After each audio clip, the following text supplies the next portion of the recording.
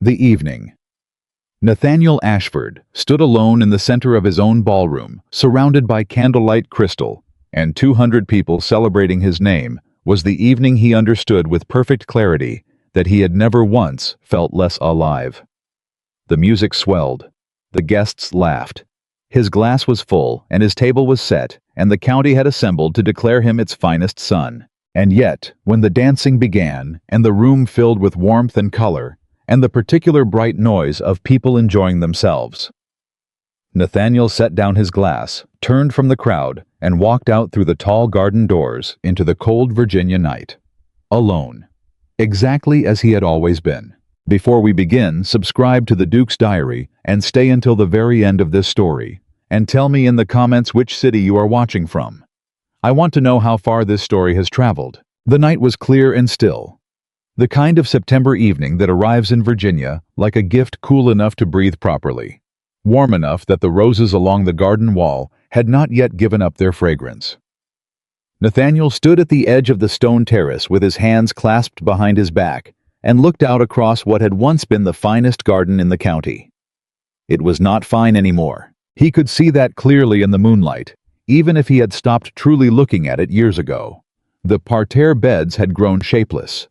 The old wisteria that had once trained itself along the south wall with such elegant discipline had given up all pretense of order and draped itself wherever it chose, thick and unkempt and entirely pleased with its own dissolution. The fountain at the center of the lower garden had stopped working. Sometime in the previous decade, he could no longer recall exactly when, and the basin had filled gradually with leaves and debris and a kind of creeping moss that had turned the carved stone the color of an old bruise. His mother had loved that garden. He did not often allow himself to think about this. It was not a useful thought. His mother had been gone for 11 years, and the garden had gone with her in the way that things go when the person who truly understood them is no longer present to explain them to everyone else.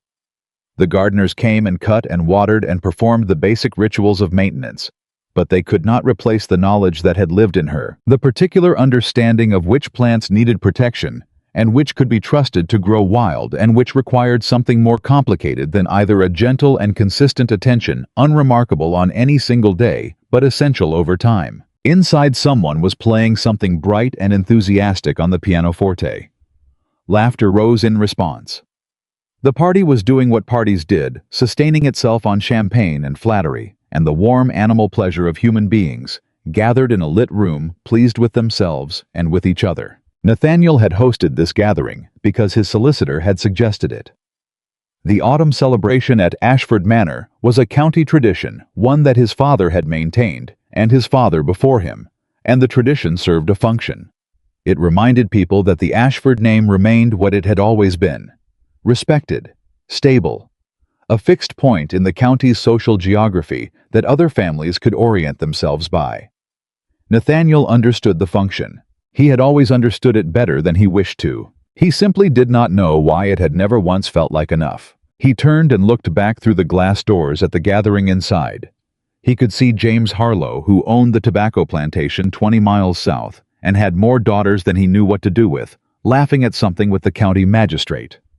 He could see the Pemberton sisters moving through the crowd in their matching lilac gowns, their mother trailing behind them like a woman with a mission, which she was. He could see his Uncle Richard standing near the fireplace with a glass of bourbon and the expression he always wore at these gatherings, which was the expression of a man surveying property he intended to secure. Richard Ashford was 58 years old and had opinions about everything.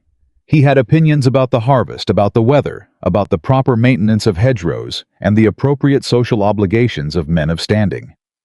He had a great many opinions about Nathaniel, which he expressed at every available opportunity with the particular confidence of a man who believed that having known someone since childhood conferred unlimited authority over their choices. Currently, Richard's primary opinion expressed no fewer than 4 times in the past 3 months in letters and conversation, and once at Sunday supper, in a way that had left the entire dining table in mortified silence, was that Nathaniel ought to marry Eleanor Fairfax. Eleanor was 30 years old, the daughter of a respected Virginia family, handsome and poised, and entirely appropriate. Nathaniel had known her since they were children. She was pleasant company. She was elegant. She was by every measure that his uncle applied to the question exactly right. Nathaniel was not certain he had ever thought about Eleanor Fairfax for longer than 10 consecutive minutes. He turned back to the garden. A moth moved through the darkness near the old fountain. Somewhere in the boxwood hedges, something small was moving, a field mouse or a rabbit, unconcerned by the human proceedings in the lit house behind it. He stood there for a long time. Eventually, Richard found him, as Richard always did, because Richard had made a 40-year study of finding Nathaniel and directing him back toward his responsibilities. "The Pembertons are asking for you," Richard said, appearing at the garden door. "And Senator Gilmore arrived late. He is asking whether you received his letter about the River Road." "I received it," Nathaniel said without turning. "I responded to it." "You responded in the negative." "That is correct." Richard came out onto the terrace and stood beside him. He looked at the neglected garden for a moment with the expression of a man noticing a problem that has been noted and not addressed. "The garden wants attention," he said. "The garden wants everything," Nathaniel said. "It is a garden." Richard was quiet for a moment. This was unusual enough to be notable. Richard's silences were calculated things, not the natural silences of a comfortable man. They were the silences of a man deciding how to phrase something he had already decided to say. "I had a letter from Thomas Whitmore last week," he said. "Thomas Whitmore is dead," Nathaniel said. "He died in April." "I know he is dead." The letter was from his daughter. "His estate is being settled. She writes that she is seeking work in the area. She is a botanical illustrator, apparently trained by her father. She is asking whether any of the large estates might have use for her services." Richard paused. "I thought of the garden." Nathaniel looked at the neglected fountain.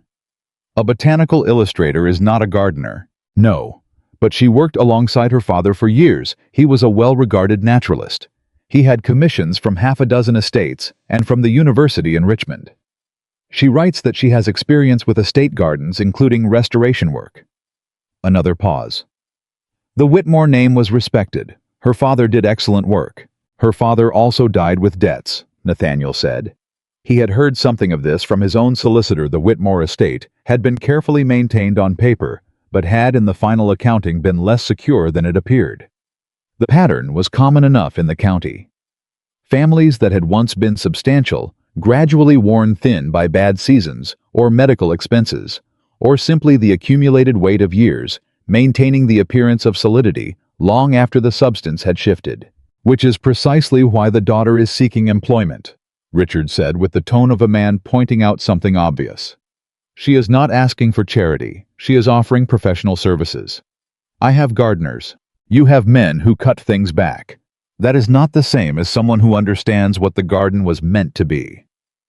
Richard looked at the overgrown wisteria along the south wall. "Your mother designed this garden, Nathaniel. I would have thought you might be interested in preserving what she built." This was calculated. Richard was good at calculation. The mention of his mother was not accidental. Nothing Richard said was accidental. Nathaniel was silent for a moment. "Write to her," he said finally. "I will see her."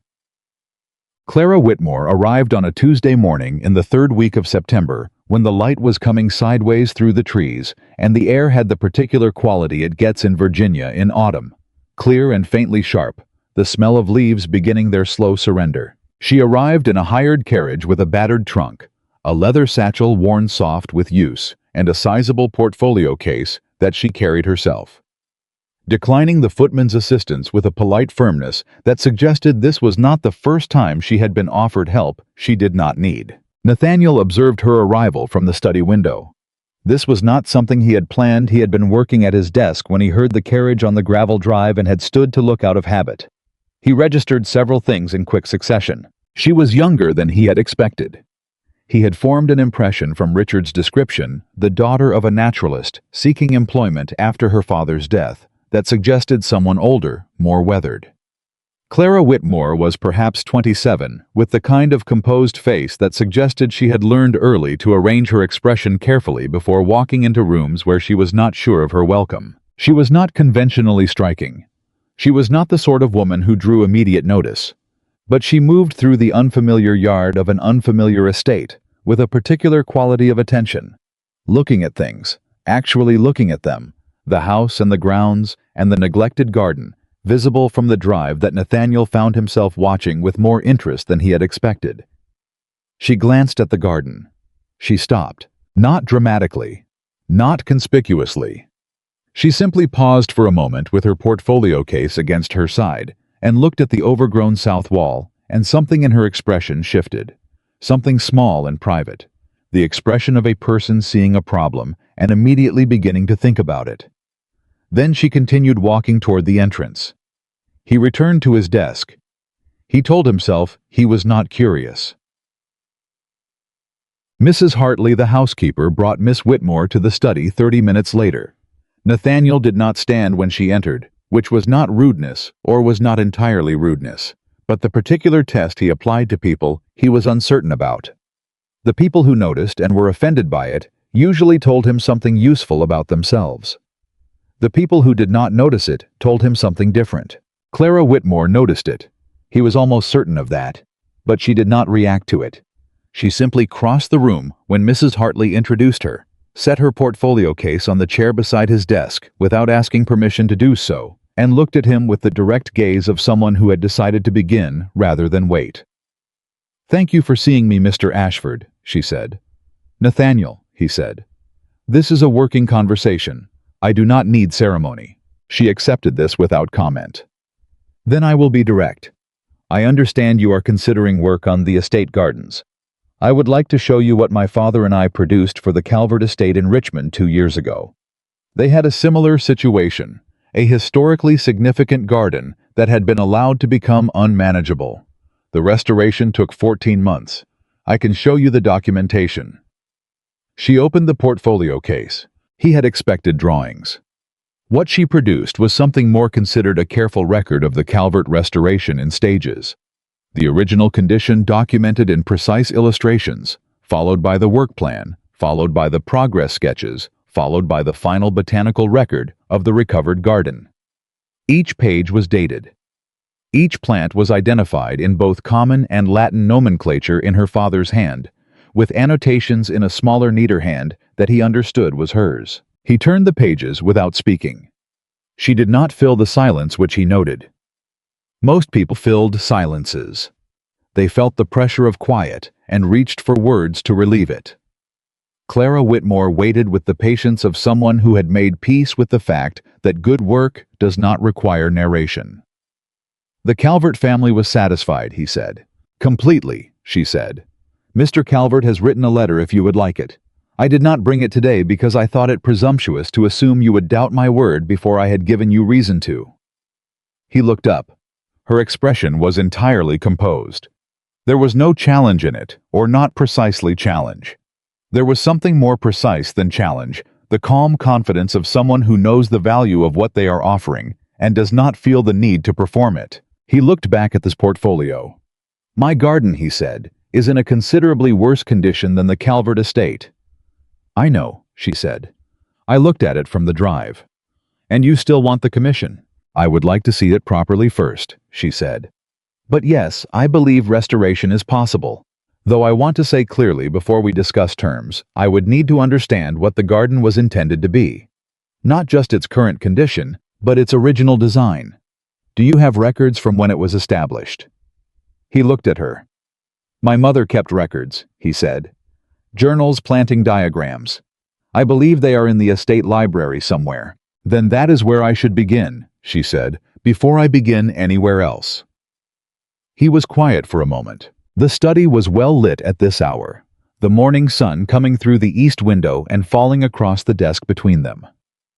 In that light, he could see more clearly what his initial observation from the window had registered. Without fully articulating, she was someone who was very much in the habit of paying attention. Her eyes, when she looked at the portfolio pages, moved with the specific focus of a person examining something they understood in detail. When she looked at him, they moved with the same quality, not rude, not invasive, but genuinely attentive in the way that is rare enough to be slightly disorienting when you encounter it. Most people who came to Nathaniel Ashford's study looked at him in one of two ways. They looked at him with calculation, measuring what they might gain from his goodwill. Or they looked at him with a kind of wary deference, the upward look of people who had learned it was safer to stay on the right side of influential men. Clara Whitmore was doing neither. She was simply looking at him the way she had looked at the garden from the drive, as though she was trying to understand something. He found it unexpectedly somewhat refreshing. "The journals may take some locating," he said. "The library is not well organized." "I am accustomed to that," she said. "Give me a few days in the library before we discuss any formal terms. I would rather give you an accurate picture of what the work requires than an optimistic one." "Most people," he said, "present the optimistic picture first. Most people," she said, "are hoping to be hired before you understand the full extent of what you are asking for." He looked at her for a moment. "Mrs. Hartley will show you to your rooms," he said. "The library is yours to use as you need it." She closed her portfolio case with the same unhurried efficiency with which she had opened it. "Thank you, Mr. Ashford." She left. He sat for a moment in the quiet study, and he noticed with the mild surprise of a man encountering something he had not been expecting, that the room felt slightly less quiet than it usually did after people left it. She spent 3 days in the library. He knew this because Mrs. Hartley reported it, because 2 different housemaids mentioned it when asked whether the guest required anything, and because on the second evening passing the library door at perhaps 9 o'clock, he had seen the faint light of a lamp still burning within and heard the careful sound of paper being handled. He did not go in. On the morning of the 4th day, she appeared at the breakfast room door and asked whether she might speak with him when he had a moment. He was eating alone as he always did, reading correspondence with the systematic efficiency that his morning routine required. He set down the letter in his hand. "Sit down," he said. "You may as well eat while you tell me." She sat down across from him, which was not an offer he made frequently to employees. She accepted it without making anything of it, which was, he was beginning to understand, characteristic of her. Mrs. Hartley brought a second setting. Clara accepted tea and declined the offered eggs with the absent manner of a person too occupied with thinking to be concerned about breakfast. "I found your mother's journals," she said. He looked up. "They were in the section that appears to have been organized by subject rather than author," she said. "There were 3 of them, botanical records primarily, but with extensive notes on planting decisions and the reasoning behind them. Your mother was a serious naturalist. The records are exceptional." Something happened in his chest that he did not examine too carefully. "I did not know she kept such records." "She was meticulous," Clara said. "The earliest journal begins the year she arrived at Ashford Manor as a new bride. She writes that the garden was established ground, and she intended to transform it into something that would last." She paused. "She seems to have accomplished that, and then the journals stop. 11 years ago." "She died 11 years ago," he said. Clara nodded quietly. "I am sorry." He said nothing. He picked up his coffee cup, which was something to do. "The garden she designed," Clara said, returning to the practical, with the tact of someone who understood when sentiment required space, and when it needed the relief of purpose, was built around a central principle. She writes about it in the first journal. She wanted every plant in the garden to serve a function. Nothing purely decorative, everything either useful or native to the Virginia soil, or both. She was interested in what she called resilient beauty. Clara set her hands on the table. "The garden has been neglected, not destroyed. The structure she established is still there underneath. The bones are sound." He looked at her. "You can restore it." "I can restore what she designed," Clara said. "It will take time. 18 months, perhaps longer, depending on what we find as we work through the overgrowth. And I want to be honest with you about the cost. It will be considerable, because some of the original plant varieties she used will need to be sourced, and several of the structural elements, the wall trellises, the fountain basin, have deteriorated past what cleaning alone can address." She paused. "But yes, I can restore it." Howe was quiet for a moment. "Why tell me about the cost before you have the commission?" he said. "Because," she said, and her voice was entirely even, "you should know what you are agreeing to before you agree to it. A gentleman who discovers the full extent of an obligation after he has given his word is a gentleman in an uncomfortable position. I prefer not to put people in uncomfortable positions when it is avoidable." He looked at her for a moment, the second time she had said something that landed in an unexpected place. "Draw up a proposal," he said. "Materials timeline cost. I will review it." "I already have," she said. She opened the leather satchel she had brought with her and produced a neatly written document, 3 pages each section clearly organized. She set it in front of him. He picked it up. The proposal was thorough. It was also he registered honest in the specific way that proposals are rarely honest. The cost was higher than he had imagined, the timeline longer than he would have preferred, and the document contained a section near the end titled, "Conditions I Cannot Guarantee," which listed with straightforward clarity 3 factors that might complicate the restoration and the ways she would address each if they arose. He had reviewed a great many proposals in the management of the Ashford estate. He had never read one with a section about what might go wrong. He set it down. "Accepted," he said. She blinked, just slightly. He had moved faster than she expected. "You have not negotiated the cost," she said. "The cost is fair," he said. "I know enough about estate management to recognize when a cost is fair. You have not inflated it." He picked up the proposal and set it to one side. "I will have my solicitor draw up the formal agreement this week. Mrs. Hartley will establish your working accommodations." Clara looked at him for a moment with an expression he could not quite place. "I was prepared to negotiate," she said. "I know you were," he said. "You came prepared. That does not mean negotiation is necessary." He looked at her steadily. "You are going to restore my mother's garden, Miss Whitmore. I would like you to be able to do that work properly, not within constraints that compromise it." She was quiet for a moment. Then, "Thank you, Mr. Ashford." "Nathaniel," he said, as he had said at the beginning. She nodded once. "Nathaniel." She gathered her satchel and rose, and she was at the door when he spoke again. "The garden," he said. "You said the bones are sound." She turned. "Yes," she said. "How do you know?" he said. "When something has been neglected for that long, how do you know it is still worth saving?" She considered this.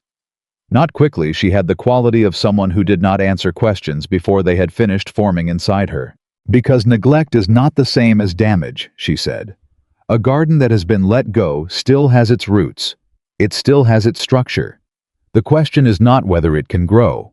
The question is whether someone is willing to sit with it long enough to understand what it was always trying to be." She looked at him for a moment that lasted slightly longer than the conversation required. Then she left. Nathaniel sat alone in the breakfast room with his cold coffee and his stack of unread correspondence and the 3-page proposal lying on the table beside his cup. Outside the east window, the September morning was advancing into the kind of gold that Virginia does better than anywhere else in the world. He picked up the proposal. He read it through again, slowly, beginning to end. In the section titled, "Conditions." "I cannot guarantee," she had written in the last line. "The most important condition I cannot guarantee is patience from those who have never seen restoration work in its early stages. It looks like nothing for a very long time before it looks like something. I will ask only that you trust the process long enough to witness the change." He set it down. He looked out the window at the neglected garden. He had not thought about that garden, truly thought about it in 11 years. He had not let himself. It was easier to simply look past it to see the grounds in general, the estate as a whole, and not to let his eyes settle on the specific failure of that specific place where his mother had planted things that were supposed to last. "The bones are sound." He did not know why those words spoken by a woman he had met 4 days ago landed where they did. He did not examine it. He simply sat with it for a moment, the unfamiliar sensation of something beginning to shift slowly, like earth that has been frozen and is considering tentatively the possibility of spring. Then he picked up his correspondence and went back to work. He was a practical man. He had always been a practical man. But that evening, for the first time in 11 years, he walked out through the garden doors at dusk and stood at the edge of the terrace and looked at the neglected garden, not past it, not through it, but at it. And he tried to see beneath the disorder what it had once been, what it was still trying to be. Somewhere in the overgrown beds near the fountain, something small was growing. He had not noticed it before. He looked at it for a long time in the fading light, a single plant low to the ground pushing up through a tangle of dead growth with the patient, unremarkable determination of something that has decided to exist, regardless of the conditions. And he thought about a woman in the library at 9 o'clock at night, sitting with someone else's journals by lamplight, learning the shape of a garden she had not yet touched. He did not yet know what to do with that thought. He simply stood in the early autumn dark of the estate his family had built with the sounds of the county night around him, and the neglected fountain at the center of the garden, and the long cold quiet of a house inhabited by one man, and he allowed for the first time in a very long time the particular ache of that quiet to be what it was. It was a beginning. He did not yet know of what, but something. He was certain of this, in the way that a man who has spent his life being practical sometimes arrives at a certainty that has nothing to do with logic. Something had changed in the air of Ashford Manor, and it had arrived on a Tuesday morning in a hired carriage carrying a battered trunk and a leather satchel worn soft with use, and it had declined the footman's assistance and looked at his neglected garden with the eyes of someone who saw not what it was, but what it had always quietly been trying to become. The work began on a Monday. Clara arrived at the garden at 7 in the morning, before the household had fully assembled itself for the day, wearing a plain cotton dress with a practical apron over it, and her hair pinned back with the no-nonsense efficiency of someone who had learned that aesthetics and fieldwork rarely cooperate. She carried her satchel and a set of tools Nathaniel did not recognize. Small wooden stakes, colored thread, a roll of linen tape, a magnifying lens on a cord around her neck, and she moved into the overgrown garden the way she moved through every space he had observed her enter with complete attention and without ceremony. He watched her from the terrace for approximately 4 minutes before he understood that watching from a distance was not going to tell him anything useful, and went inside to begin his own morning. The first week he was aware of her presence primarily through reports. Mrs. Hartley mentioned that Miss Whitmore had asked for additional lamp oil for the evenings. His head gardener, a taciturn Scotsman named McAllister, who had managed the Ashford grounds for 16 years, and expressed enthusiasm about nothing, appeared in Nathaniel's study on Thursday afternoon, and said with the reluctant admiration of a man cornered by competence, that the young woman working in the south beds knew what she was doing. She found the original kitchen herb plot under the dead growth near the east wall, McAllister said. I had no idea it was there. The plants are mostly gone, but the soil structure is still shaped to the original layout. She has drawn a diagram. He paused. She made me look at the soil before she explained what she was seeing. She wanted me to see it myself, rather than just be told. Nathaniel looked at him. She sounds like a teacher, he said. She sounds like someone who knows the difference between information and understanding, McAllister said, in the tone of a man who found this marginally irritating and entirely impressive. There is a difference, as it turns out.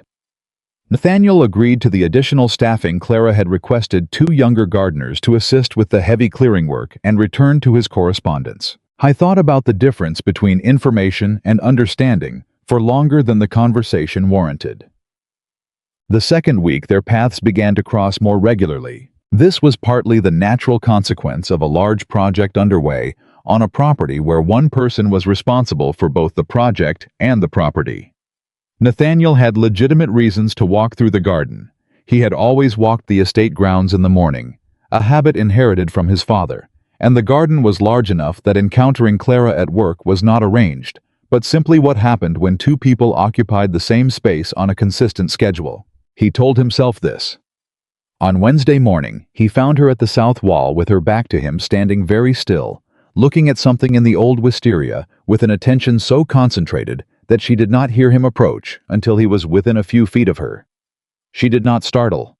She simply said without turning, "The wisteria is older than I thought." "My grandfather planted it," he said. She turned then. She looked at him for a moment, then back at the vine. There are at least 3 grafts along the main trunk. Different growth periods, different habits. Whoever did this knew what they were doing. It was not one wisteria. It was 3 trained to grow as one. She touched the bark lightly with 2 fingers. It looks wild, but it was designed. Someone planned it to look as though it grew freely. He looked at the wisteria. He had looked at it, looked past it for 34 years without seeing this. "My grandmother," he said slowly. She was the one who gardened before my mother. I have almost no memory of her." He paused. "I did not know she had any knowledge of plants." "She had considerable knowledge," Clara said. "Look here." She indicated a section of the trunk where 3 distinct lines of growth converged. "This takes years to achieve. Decades. She would have started this when she was young, knowing she would not live to see it completed the way she intended." She stepped back and looked at the whole sweep of the south wall, the tumbling, apparently effortless cascade of the ancient vine. She gave it to the next generation to finish, and the next generation gave it to the next, and now here it is. Nathaniel looked at the wall. He had grown up on this estate. He had managed it, maintained it, worried about it, defended it. He had always understood it as an inheritance, a responsibility, a weight, a thing requiring his attention and his discipline. He had never understood it as a series of gifts given by people he would never meet, trusting in the existence of people who came after them. She never saw it completed, he said. "No," Clara said. "But she knew someone would." She looked at him with the direct, attentive gaze he was becoming accustomed to, or attempting to become accustomed to, which was not quite the same thing. "That is not a sad story, I think. It is a hopeful one." He said nothing. Clara picked up her satchel and moved along the wall toward the next section that required assessment, and he stood for a moment longer, looking at the wisteria, at what his grandmother had begun, and his mother had tended, and what had been left after his mother to grow in whatever direction it chose. He found himself thinking about this for the rest of the morning. The 4th week brought rain, 3 consecutive days of it, soft and steady. The kind of autumn rain that does not prevent outdoor work so much as make it uncomfortable. Clara worked through it. He learned this when McAllister mentioned it, and when he confirmed it himself by looking out the study window on the second afternoon and seeing her in the kitchen herb garden in a rain-dampened coat, making notes with the methodical seriousness of a woman for whom weather was relevant information rather than personal inconvenience. On the 3rd day, he put on his coat and walked out. She looked up when she heard him approach. She was kneeling in the wet earth at the edge of the restored herb plot, examining something at the root level of a cluster of plants that had been uncovered from the dead growth 2 days prior. "You are going to ruin your coat," she said by way of greeting. "My coat is not your concern," he said, and crouched down beside her despite himself looking at what she was examining. "Lavender," she said. "Your mother's journals mention it specifically. She imported French lavender seeds in 1803 and planted them here. I did not think they could have survived, but look." She shifted slightly to give him a better angle, and he could see it. New growth at the base of what had appeared to be dead stems, small and silver green, and entirely alive. They went dormant, not dead. The roots held. He looked at the small green shoots. 15 years, he said. "Plants are more patient than people," she said. She took a note in her journal, which she had been shielding from the rain with her own body while she knelt. "I would like to protect this section before the temperature drops further. If McAllister can spare someone tomorrow, we should put down a winter mulch." "I will tell him," Nathaniel said. He stood. He became aware that he was wet, that his coat was indeed going to be compromised, and that he was not particularly concerned about either of these things. Clara stood beside him and brushed the wet earth from her knees with the practical air of someone who had made peace with getting dirty in the service of useful work. Her journal had a dark smear of mud along the cover. She tucked it into her satchel without appearing to notice. "You are soaking," he said. "I am working," she said with the particular serenity of someone for whom these two conditions were not in conflict. He looked at her for a moment. "Come inside," he said. "Mrs. Hartley will have tea. The lavender will still be here tomorrow." She looked as though she was going to argue. He could see it in the slight shift of her expression, the beginning of a reasonable protest about the work remaining. Then she looked at the rain, then at him, and something in her face settled into a different kind of decision. "Tea," she agreed. They walked back across the wet garden to the house without speaking, and Nathaniel became aware somewhere in the middle of that walk that this was not uncomfortable. The quiet between them was not the silence of two strangers with nothing to say. It was the silence of two people who had, without negotiating it or noticing it happen, arrived at an ease with each other that did not require filling. He could not remember the last time he had walked beside someone in that kind of quiet. Tea, it turned out, became something that happened most afternoons. Not formally, there was no standing arrangement, no invitation extended and accepted. It simply became true that when Clara came in from the garden in the mid-afternoon to warm her hands and review her notes, and Nathaniel was working in the nearby study, one of them would say something practical about the garden or the estate, and the other would respond, and the conversation would extend itself with the natural ease of water, finding its level, and Mrs. Hartley would appear with tea and cake, with the unsurprised efficiency of a woman who had been watching the situation develop and had drawn her own conclusions. The conversations ranged further than the garden. He discovered that she had read extensively more than he expected, with a broader reach than most women he had known in the county, who tended toward poetry and improving literature and the kinds of novels that were considered appropriate.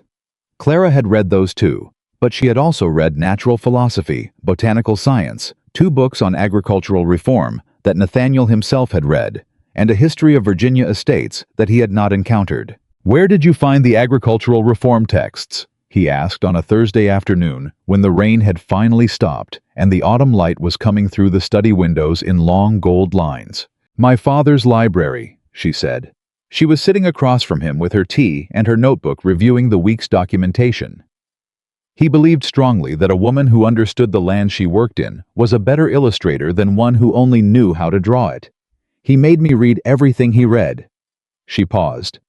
"Some of it was tedious, but the agricultural texts were interesting. The arguments about soil rotation particularly." "You have opinions about soil rotation," he said. He was not asking. "I have opinions about most things," she said with the mild equanimity of someone stating a fact about herself. "I try to hold them loosely because most of what anyone knows about growing things is provisional. The land changes. The science improves the things you were certain about, turn out to be incomplete." She looked up from her notebook. "That is true of most things I find, not only gardens." He looked at her. She had a way of saying things that were simple on the surface, and more complicated underneath, not deliberately obscure, not performing depth, but genuinely thinking, as she spoke in the way of someone for whom conversation was an actual exchange rather than a performance. He had become, without quite deciding, to someone who listened carefully to what she said next. "Do you always find it easy," he said, "to hold your opinions loosely?" She considered this honestly, which was another characteristic of hers he had come to rely on. She did not answer questions reflexively. "No," she said. "Some things I am quite certain about. The things I care about most are the hardest to hold loosely." She paused. "But I think the discipline of it matters even when it is difficult, especially then." "What things are you certain about?" he asked. She looked at him for a moment. "That careful work is worth doing even when no one is watching. That most things worth having require patience. That people are usually more than what they appear at first in either direction." She considered briefly. "And that lavender is worth saving even after 15 years of dormancy." He found himself, to his own mild surprise, smiling. It was not something he did frequently or with ease. The muscles required for it seemed to have been somewhat underused. But it happened, and Clara Whitmore saw it happen, and she did not draw attention to it or respond to it with the particular brightness that people sometimes deployed when they witnessed the softening of someone who usually appeared hard, that brightness that said, "I have achieved something here," which always made him want to withdraw whatever had been offered. She simply returned to her notebook. He realized, grateful for that. The sketchbook incident happened on a Friday. Clara had been working in the East Garden, the section furthest from the main house, documenting the condition of the original rose beds that had been identified in his mother's journals as a central feature of the design. The roses were largely gone, returned to rootstock over the years. The cultivated flowers lost, but the structure of the beds remained, the curved paths between them still traceable beneath the overgrowth. And Clara had been making a detailed record of the layout before the clearing began. She had 2 sketchbooks, the Field Documentation Journal, which was large and practical and not precious, and the illustration book, which was a different matter entirely. The pages, thick and cream-colored. The cover soft leather, worn darker at the spine and corners from years of handling. This was where she made the finished botanical drawings, the ones that would form the permanent record of the restoration.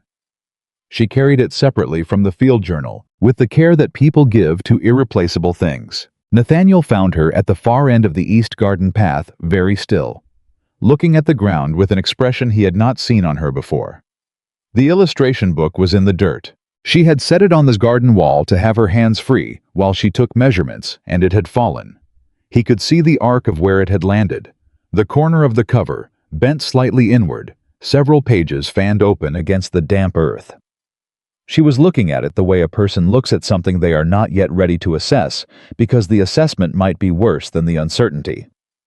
He crossed the path and picked it up before she could move. She reached for it immediately, not rudely, but reflexively, the instinct of someone accustomed to managing their own things. He was already opening it, carefully checking the pages. "The spine is intact," he said. "The pages are damp along the edges on the outer third, these three." He turned them gently. "The drawings on these pages are smeared." She came and looked over his arm. Her breath came out slowly. The smeared pages held 3 drawings she had completed over the past week. Careful, precise botanical illustrations of the rose rootstock structures, each one representing hours of work. The damp had blurred the ink along the lower margins, not destroying the drawings, but damaging them enough that they would need to be redone. "They can be redrawn," she said after a moment. Her voice was even. "Yes," he said. I was still holding the book. He closed it carefully and held it out to her, and when she took it, he noticed something. He had not expected to notice that she held it for a moment with both hands before tucking it back into her satchel. The brief instinctive gesture of someone reassuring themselves that a thing they value is still there. He thought about asking whether she wanted to take the afternoon away from the garden. He thought she would decline. Instead, he said, "The light is better in the morning for the detail work. The drawings will be easier to reproduce then." She looked at him. "Yes," she said. "You are right." He handed her the field journal, which he had also picked up from the path. She accepted it. They stood for a moment in the east garden, with the September afternoon going gold around them and the faint smell of turned earth and late roses. The wild roses that had reclaimed the cultivated beds, fragrant and unruly, and entirely themselves. "Thank you," she said. "It is a good book," he said. "The drawings in it are worth protecting." She looked at him for a moment, with the direct attention that he had come to recognize as her version of being moved. Not sentiment worn on the surface, but something that registered in her eyes before she arranged her expression back to its usual composure. "They are," she said simply. "Thank you for understanding that." He nodded and left her to her work. He walked back toward the house through the east garden path, and he was aware with the clarity that comes when a person is being honest with themselves about something they would prefer not to examine, that he had carried that sketchbook with a care he would not have applied to anything that did not matter to him. This was, he recognized information. He was not yet prepared to decide what to do with it. The evenings were the more difficult territory. During the day, their interactions had the structure of work to shape them, the purpose of the restoration, the clear lines of employer and professional, the practical demands of a large project that gave every conversation a context. In the evenings, when Clara worked in the library after dinner, and Nathaniel found himself with increasing frequency also working in the library after dinner, the structure became less reliable. They did not always speak. Often they worked in parallel on opposite sides of the large library table, she with her documentation and her illustration work, he with the estate accounts or correspondence that was always accumulating. The quality of those shared evenings was something he did not have immediate language for. It was simply true that the library in those hours was a room he wanted to be in a way that it had not been before her arrival. On a Thursday evening in early October, she was working on a botanical illustration by lamplight when she looked up and said without preamble, "What is that plant in the south border? The one near the old sundial? I cannot identify it from the journals." He looked up from his accounts. "Which one?" "Tall, late season. The leaves are pointed and slightly gray-green. It was in flower last week, but I could not get close enough to examine it properly. McAllister was clearing in that section. He thought about it. He knew the estate grounds well in the general way of a man who had walked them for 34 years, but botanical identification was not a skill he had ever developed. "I have no idea," he said. She looked at him. "You have lived here your entire life," she said. "I have," he agreed. "I know exactly how many acres are in the east pasture and precisely what the annual maintenance costs of the south drainage system are. I could not tell you the name of a single plant in the garden." She stared at him for a moment, with an expression of such genuine astonishment that he felt the beginning of something in his chest that it took him a moment to identify as amusement. "Not one," she said. "I know roses," he offered. "In the general sense, I know they are roses." She set down her pen. The expression on her face was the expression of a woman looking at a puzzle she had not anticipated. "You grew up on an estate with one of the finest gardens in the county," she said, "and you know that roses are roses." "I know that wisteria is wisteria," he added. "Now, since you told me." She looked at him for a moment longer, and then she laughed. It was not a polite laugh, not the careful social sound of a woman managing a situation. It was a genuine one, brief and surprised, catching her slightly off guard, and it changed her face entirely, loosened it lit. It made visible for a moment something that he understood with a certainty he did not try to reason about was the real version of her uncurated, unguarded. He had not heard her truly laugh before. He had not understood until this moment that this was something he had been without knowing it waiting for. He did not say any of this. He simply looked at her across the library table in the lamplight, and something in him that had been held very still for a very long time shifted slightly on its foundations. "I will teach you," she said when she had recovered. "You should be able to identify your own garden. I am certain you will find this more entertaining than productive," he said. "Probably," she agreed and picked up her pen again. But she was still smiling when she returned to her illustration, and the library felt for the rest of that evening like the warmest room in the house. He had been waiting for the letter from his uncle. He had known it was coming in the way that one knows weather, not through any specific intelligence but through the accumulated pressure of smaller signs. The references in recent correspondence to the Fairfax family. The mention at the autumn gathering of Eleanor's return from visiting relations in Charlottesville. The careful, patient way Richard had been allowing the subject of marriage to rest for several weeks, which was not restraint but strategy. The letter arrived on a Wednesday in the third week of October, delivered with the morning post, written in Richard's precise, unhurried hand. "Nathaniel, I have had a conversation with Thomas Fairfax that I believe you will wish to be aware of. The Fairfax family has indicated through appropriate channels that Eleanor is available and the connection would be welcomed. I have taken the liberty of suggesting that you will call on them before the end of the month. This is the right choice. Eleanor is known to you. The families have a natural alliance, and the estate will benefit from the security of an established match. I should not need to explain to you the practical advantages of moving forward. I expect we will speak about this when I visit next week." Your uncle Richard Ashford. Nathaniel read it twice. He set it on his desk. He looked out the study window at the garden where Clara was visible in the east section, working in the morning light, with her particular quality of absorbed concentration, her coat drawn around her against the October chill. He had known this was coming. He had known it in this way that a man who has arranged his life around managing expectations knows when an expectation has arrived at the point of requiring management. The match with Eleanor was sensible. Richard was not wrong about the practical advantages. Eleanor was a good woman. The alliance was appropriate. The estate would benefit from the kind of established social stability that came with a recognized match between families of standing. He knew all of this. He also knew, and this was the knowledge that sat in his chest, with a weight he was trying not to acknowledge, that for the first time in as long as he could clearly remember, the estate felt inhabited rather than simply occupied.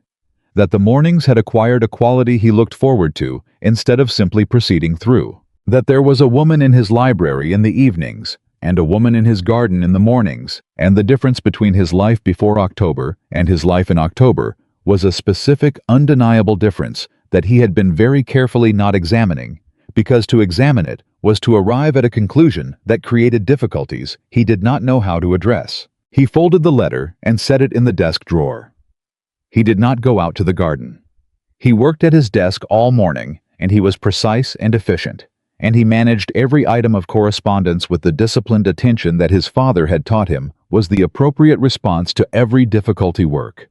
Control the maintenance of function, regardless of what else was happening. By noon, he had answered 4 letters, reviewed 2 estate accounts, and made a decision about the drainage project that McAllister had been waiting on for 3 weeks. He had not managed to stop thinking about what it would mean to call on the Fairfax family before the end of the month. And he had not managed to stop thinking about a woman who laughed in his library when he admitted he could not name his own roses, and who knelt in the wet earth to look at dormant lavender, as though nothing in her life was more important than understanding what it needed to grow, and who had looked at his neglected garden, not with the eyes of a person seeing what it was, but with the eyes of a person who could see exactly what it had always patiently been trying to become. He opened the desk drawer. He looked at the letter. He closed the drawer. Richard Ashford arrived on a Tuesday as promised, with the punctuality of a man who considered being on time a form of argument. He came in the late morning when the autumn light was thin and the grounds were damp from an overnight frost, the first hard frost of the season, which had left everything silver and still at dawn. Nathaniel met him in the entrance hall with the composed courtesy that their relationship had always required, warm enough to be respectful, contained enough to be honest.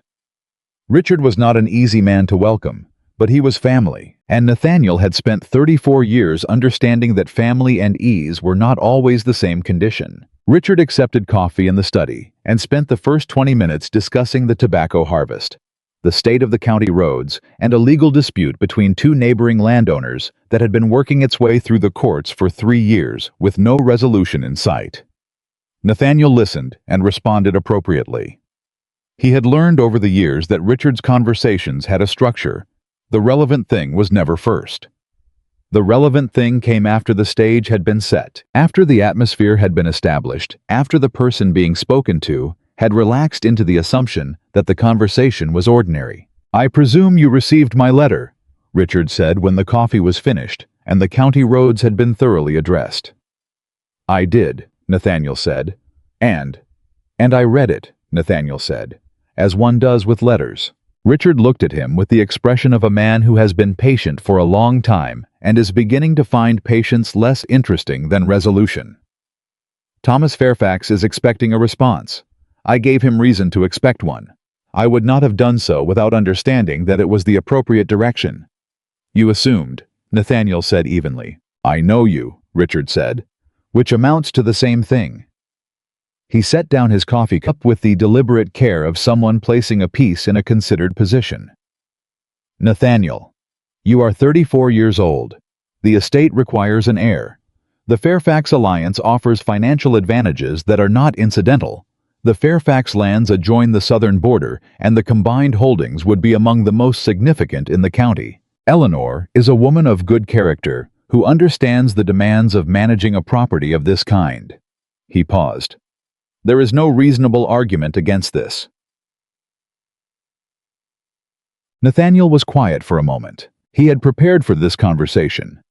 He had known it was coming since the letter arrived a week ago, and he had spent that week arranging his position with the same methodical care he brought to every decision he was required to make about the estate. He had identified the reasonable arguments and the unreasonable ones. He had considered what he owed the estate, what he owed his workers, what he owed the future of a property that had been in his family for 3 generations. He had not, in all that careful arrangement, managed to identify a position that satisfied him. "You are not wrong about Eleanor," he said finally. "No." Richard agreed with the quiet confidence of a man who did not expect to be wrong. "I will call on the Fairfax family this week," Nathaniel said. "I will not make any formal commitment until I have had time to consider the matter properly." Richard looked at him. Something in the older man's expression shifted, not quite suspicion, but the particular alertness of someone who has noticed that an answer is shaped slightly differently than expected. "Is there something to consider?" he said. "Beyond the obvious." "There is always something to consider," Nathaniel said. "That is what consideration means."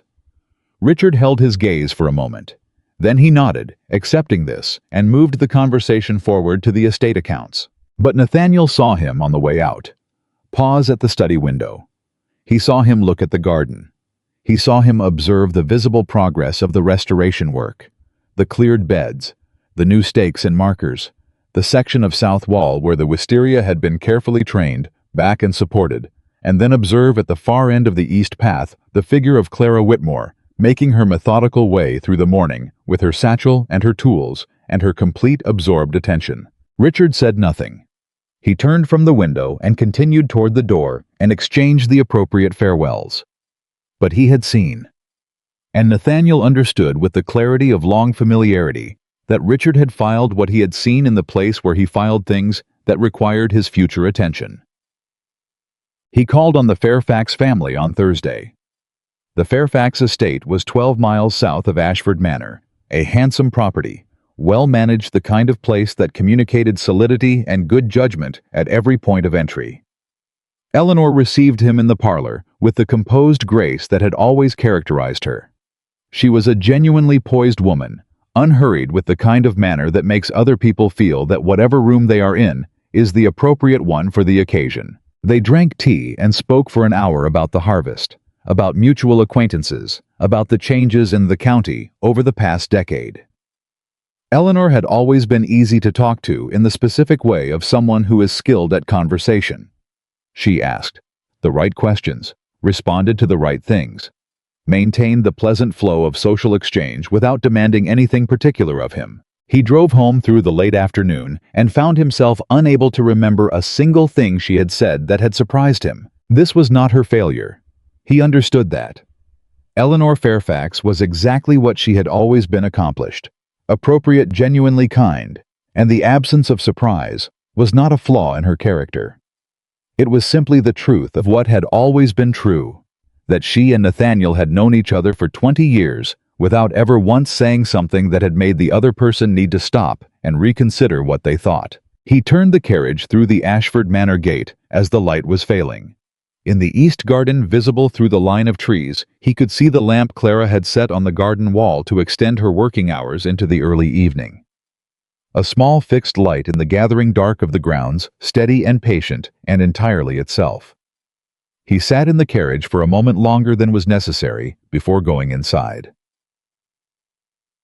He did not seek her out that evening. He did not go to the library. He worked in the study with the door closed and the correspondence that accumulated in 3 days of relative inattention, and he was efficient and thorough, and he did not allow himself to consider anything beyond the immediate demands of the page in front of him. He managed this until approximately 9 o'clock, when he heard her footsteps in the corridor, her particular step, which he had learned to distinguish from every other step in the household without intending to, and then the library door, and then the quiet that settled when she began to work. He put down his pen. He looked at the closed study door. He picked up his pen and went back to work. Clara noticed something had changed. She was not the sort of person who missed such things. She had spent years working in other people's houses, observing the specific emotional weather of households from the peripheral attentive position of someone who was present but not central, and she had developed, without ever deciding to develop it, a sensitivity to the small shifts that indicated larger changes. The closed study door where it had previously been open. The morning walk not taken. The library empty in the evenings where it had not been empty for 3 weeks. She did not ask.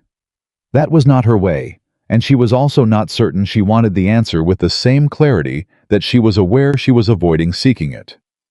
There were things she had permitted herself to feel over the past weeks that she had told herself, with the careful honesty she applied to everything, were hers to feel quietly and not to act upon. The conversations in the library. The walk through the wet garden in the rain. The evening he had looked at her across the lamplit table when she had made him laugh without meaning to the specific unguarded expression on his face. In that moment, something unused, something surprised by itself. She had told herself, "He is your employer." She had told herself, "He is a man of standing, and you are a working woman, and there is a difference between being valued and being chosen, and you would do well not to confuse one for the other." She had told herself with the firmness of someone who had seen this particular mistake made by women less careful than herself.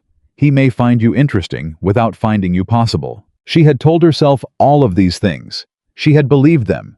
She had continued to work with the same quality of attention she always brought, which was genuine and not performed, because she was not a woman capable of caring less about her work as a strategy for protecting herself from other feelings. And the garden was real, and the restoration was real, and the lavender was growing, and none of that required anything from Nathaniel Ashford, except the commission he had already given. But the library had been empty for 5 evenings, and the mornings were different. And she noticed. She was documenting the restored section of the south border on a Friday afternoon, working in the thin October light that was weakening earlier each day now when he appeared at the garden gate. He stood there for a moment. He had the look of a man who had decided to do something and was now at the first step of it, and was less certain than the decision had seemed when made in private. She waited. He came through the gate. "The Fairfax call went well," he said. It was not what he had come to say. She could tell that with certainty. "I am glad," she said. He stopped a few feet from her. He looked at the restored border with the expression of someone who is looking at one thing and thinking about another. "Eleanor Fairfax is a good woman." "I don't doubt it," Clara said. Something in her voice, not bitterness. She did not allow herself that, but the particular quality of someone being very careful made him look at her directly. "There is a discussion," he said, "happening within my family, regarding a match between our families." He said it with the careful neutrality of someone delivering information and watching what it does when it lands. She held his gaze. "I see. I wanted you to hear it from me, rather than through household conversation." She looked at him for a long moment. Something in her chest had gone very still. Not cold, not angry, but the particular stillness of a woman who has just confirmed a thing she had been telling herself not to expect. "That is a kind thought," she said. Her voice was even. "Clara, Mr. Ashford." The formality came naturally without decision, the way a necessary thing comes. "You do not owe me an explanation. I am here to restore your garden. I will continue to do so, and I will do it well. And when it is finished, I will leave you a complete record of everything that has been done, and everything that will need to be maintained." She looked back at her documentation. "A match with a suitable family is a reasonable choice for a man in your position. I have no claim on your choices." Howe was silent. When he spoke, his voice was different, quieter. Something in it had come away from the controlled surface. "You are not angry," he said. "No," she said. "I am—" She stopped. She made herself be honest because dishonesty was a habit she had never cultivated and did not intend to begin now. "I am disappointed, but I am not surprised. And I am not angry because you have done nothing wrong, and I have always understood the situation more clearly than perhaps you realize." She looked at him. "I am also not going to pretend I do not understand what these past weeks have been, because I think we both know that is not entirely nothing. But nothing and not enough are sometimes the same result." Howe was looking at her with an expression she had not seen on him before. Not the controlled composure, not the careful management of his own face. Something more open than either. Something that looked, if she had to name it, like a man who was hearing something he had already known, said aloud for the first time, and finding the audible version more difficult than the silent one. "I have responsibilities," he said. "I know you do," she said gently. "I have never asked you to forget them. The estate." "The estate is real," she said. "Your workers are real. The obligations you carry are real. I am not dismissing any of that." She looked at him steadily. "But Nathaniel." She used his name the way he had asked her to use it all those weeks ago in the study, and she felt the small particular weight of it. "You have spent your whole life protecting things that cannot love you back." The silence that followed this was a different kind of silence than any of the comfortable silences they had shared in the library or the garden. This was the silence of something arriving. Of something said that cannot be unsaid, and sits in the air between two people with the specific gravity of truth. He looked at her. She looked at him. "The garden can love you back," she said after a moment more quietly. "In its way. Perhaps that is enough for some people. She turned back to her documentation. I hope whatever you decide that you find something that is. She did not watch him leave, but she heard him. She heard his footsteps across the garden path through the gate back toward the house. She heard them go, and she stood for a moment with her pen in her hand and her notebook open to a page she was no longer seeing, and she allowed herself in the privacy of the empty garden to feel the full weight of what had just been said before she folded it away into the place where she kept the things she had decided not to be destroyed by. She had meant what she said. She was not angry. She was not going to make demands of a man who had not promised her anything. But she was also, she understood with quiet clarity, not going to stay. She told Mrs. Hartley the following morning that she expected to complete the primary restoration documentation within 3 weeks and would be prepared to vacate her rooms at the end of that time. Mrs. Hartley received this information with the composed face of a woman who had expected nothing and was surprised by everything and said she would inform Mr. Ashford. Clara went to the garden and worked. She worked with the same quality of attention she always brought: the lavender border, the rosebed documentation, the kitchen herb plot that was now established and beginning to show the shape of what it would be in spring. She worked because the work was real and it mattered, and she had agreed to do it, and she was going to do it well, regardless of everything else, because she was someone who completed what she began. She also worked because it was the only reliable way she knew to quiet the part of herself that was not as composed as she had sounded in the garden yesterday.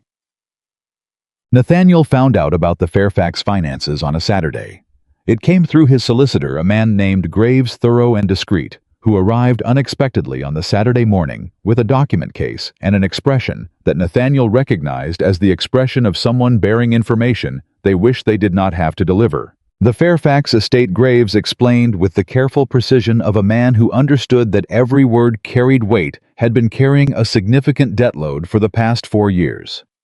The origins were complex: a failed investment, a medical crisis, a series of poor harvests in the southern fields. The Fairfax family had managed appearances admirably, but the underlying situation was in Graves's measured assessment precarious. The proposed match between Nathaniel and Eleanor was not yet emerged merely a social alliance. It was a financial rescue. Nathaniel sat with this for a long time after Graves left. He sat at his desk in the study with the document case open in front of him and the October light coming through the window and the sounds of the estate moving around him. McAllister directing the younger gardeners in the east section, the kitchen running the ordinary busy life of a large household, proceeding with its ordinary unconcerned momentum, and he looked at the numbers. If he entered the match, the Fairfax debt would effectively transfer into a combined financial structure that he was capable of absorbing. The Ashford estate was solvent, carefully, deliberately solvent, the product of his own management over the past decade. He could carry it. If he refused, the Fairfax estate would face a reckoning that would affect not only Thomas Fairfax and Eleanor, but the families who worked their land. A calculation he could not dismiss, because it was real, because people's livelihoods were not abstract. And there was more. He turned to the section of the document that addressed the Ashford estate's own position. Graves had included it with the careful thoroughness of a solicitor who believed his client should have complete information. The Ashford estate was solvent, but it was also carrying obligations, long-standing commitments to tenants, infrastructure improvements begun under his father's management that were not yet complete, a mortgage on the southern parcel that was manageable at current interest rates but would become significantly less manageable if economic conditions shifted, a substantial infusion from a family alliance. The combined Fairfax landholdings, the social weight of the connection, would not merely be comfortable. It would be the difference between security and risk. For the estate, for the people who depended on it. Richard had not told him this. Richard had presented it as a sensible match, an appropriate alliance, the reasonable choice. He had not told Nathaniel the extent to which reasonable was a significant understatement. Nathaniel closed the document case. He sat in the quiet study. He thought about Eleanor Fairfax, who was a good woman in a difficult situation that was not of her making, and who deserved better than to be a financial instrument, regardless of how elegantly the situation had been arranged. He thought about the workers on both estates. He thought about the tenants. He thought about the southern pasture and the infrastructure mortgage and the careful, unglamorous arithmetic of keeping a large property functioning across generations, which was the work his father had done and his grandfather before him, and which was in its way a form of responsibility that had nothing to do with his own desires. I thought about Clara saying, "You have spent your whole life protecting things that cannot love you back." He sat with that for a long time, because the thing she had said, the thing that had sat in him since the garden unchanged by all his careful management, was not wrong. But it was also not complete, because the things that could not love him back were real, and they were in his care, and the people attached to them were real, and love was not. He understood this, had always understood this. Love was not a sufficient answer to every problem that required a decision. But he also understood in the same moment, with the same clarity, that he had been using that truth, the real genuine truth of his obligations, as a reason not to examine the other truth. The one about what the estate felt like in October compared to September. The one about the library in the evenings. The one about a woman kneeling in wet earth in the rain, looking at dormant lavender, with the patience of someone who had never once confused dormancy with death. How was he acknowledged to himself, for the first time in the specific territory of a man who has managed everything in his life, except the one thing he had decided in advance was unmanageable. He opened the desk drawer. He took out the letter from Richard. He read it again for what might have been the 5th time, and then he set it down and picked up his pen and began to draft a response. He had not decided. He was not ready to decide. But he was going to have to decide, and the decision was going to cost something regardless of which direction it went. And he was beginning to understand that the question was not whether there was a cost, but what kind of cost he was willing to accept. Clara found the journal on a Monday. She had returned to the library for a final review of the restoration documentation, the archive of her mother's journals that she had been working from throughout the project, cross-referencing the planting records against what she had found in the ground. She had been careful with the journals throughout, handling them with the respect she brought to all old documents, replacing them exactly where she had found them when her work in each section was complete. She was replacing the second journal in its place on the shelf when she noticed that the third journal, the one she had set aside as complete, had slipped slightly and opened to a page near the end that she had not previously examined closely. She had not read the journals in full. She had read the botanical sections, the planting records, the notes on specific plants, and their positioning.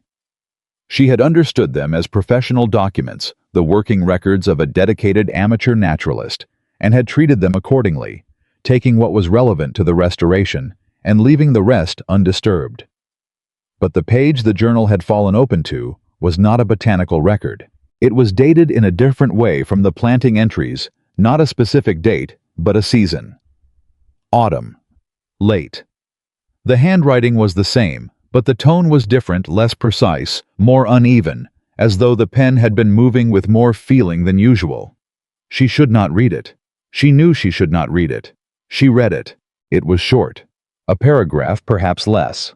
The handwriting of a woman who had understood evidently that she was not well, and was writing something she intended to leave. For whoever tends this garden after I am gone, and I believe someone will, because a garden like this does not die simply because its keeper does. I want to say one thing clearly.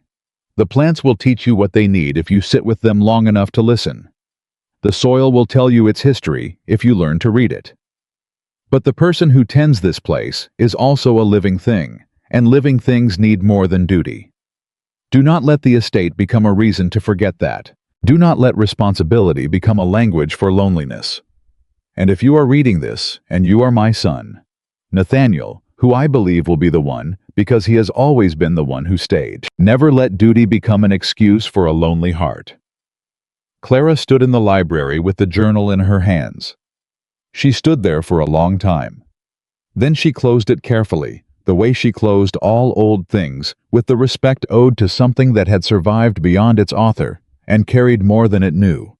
She set it on the library table. She went upstairs to her room, and she sat on the edge of her bed, and she looked out the window at the garden. She had spent 2 months rebuilding at the south wall, where the wisteria had been trained, back into a shape its maker had intended a century ago at the east border, where the lavender was growing. She had told Mrs. Hartley she would be ready to leave in 3 weeks. She had meant it. She had decided it in the garden in the aftermath of a conversation that had told her clearly what she had suspected, and had been honest enough to acknowledge. She still meant it. She was not going to stay as a secret as an interest as the working woman the wealthy landowner found compelling through a season, and interesting enough to keep close without being willing to bring forward. She was not built for that, and she had always known it, and knowing it was one of the only forms of self-protection she had ever reliably practiced. But she looked at the garden in the failing afternoon light, and she thought about what his mother had written in a journal that had been waiting on a shelf for 11 years, and she thought he does not know this exists. She went back downstairs. She put the journal on his desk. On top of it she placed a single sheet of paper with a note in her careful hand. I found this in the final pages of your mother's third journal. I do not believe you have read it. The page is marked. I am not leaving this for you as an argument. I am leaving it because she wrote it for you, and it has been waiting long enough. She left the study. She went back to the garden for the last working hour of light, and she finished the documentation she had been doing, and she was thorough and precise, and she did not allow herself to think about the note on the desk, or the man who would find it, or what he would do when he read what his mother had left him in the autumn of the last year of her life. She had done what she could do. The rest was his. He found it at 7 o'clock that evening. She knew because the library, which had been her space for the evening, went suddenly quiet, in a way that was different from ordinary quiet, the quality of quiet that settles when something has stopped moving in the next room. Then she heard his footsteps slow to the study. Then nothing. Then a long time later, she heard the study door open.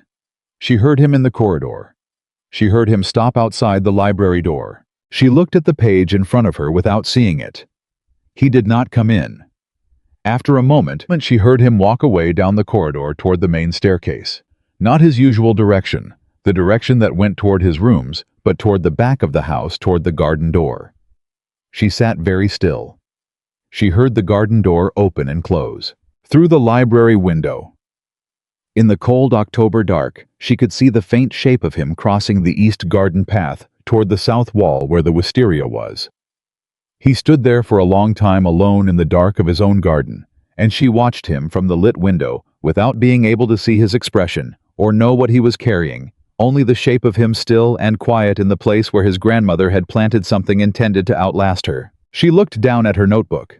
She understood with the particular clarity of a woman who has been honest with herself about something she cannot change, that she would leave in 3 weeks, as she had said she would. That understanding what someone needed was not the same as being chosen by them. That a journal written by his mother, however true and however long-waited, was not a decision. Decisions were made by living people, not by the words of the dead. But she also understood for the first time since the conversation in the garden that had confirmed what she had feared, that she was not as certain of the conclusion as she had been. Something was still in motion. She was not sure what. She turned the page of her notebook and went back to work. He stood in the garden for a long time. The October night was cold in the way that Virginia nights become cold when autumn has finally committed to itself. Not the tentative chill of early September, but the real thing. The kind of cold that settles into stone and stays there. The wisteria along the south wall was dark and still. The lavender border was silver in the moonlight. The restored beds, the cleared paths, the careful markers that Clara had placed at intervals through the east garden to indicate the plantings planned for spring.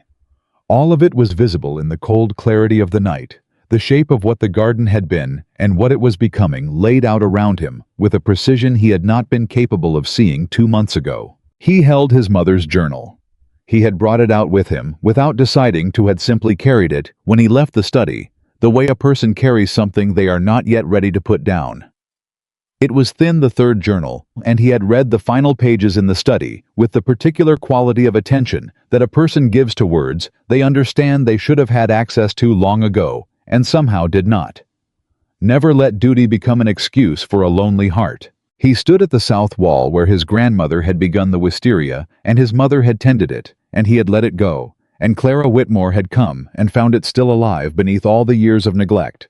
And he thought about the 3 women who had understood this garden, the one who had begun it, the one who had loved it, the one who had restored it, and about the man who had stood in the middle of all that patient accumulated love and called it maintenance. He had managed the estate.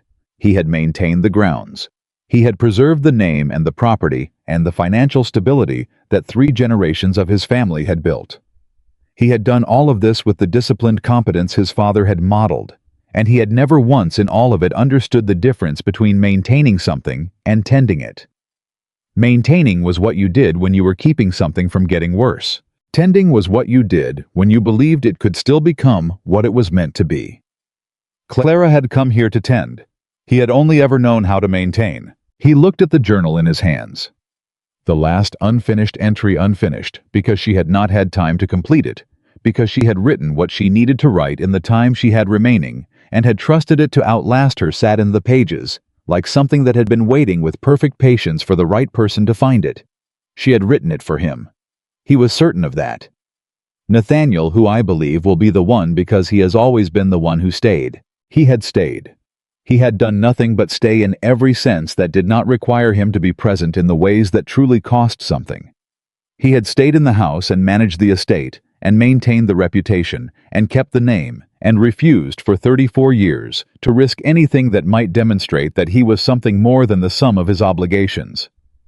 He looked at the dark line of the south wall. He made his decision, not because of the journal. The journal had not made the decision.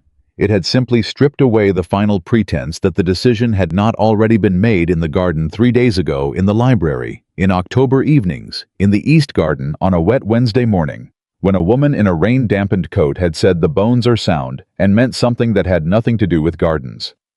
He went inside. He wrote to Richard that night. Not the careful, strategic letter of a man managing a difficult situation, the kind of letter that maintains plausible ambiguity, that leaves room for revision and retreat.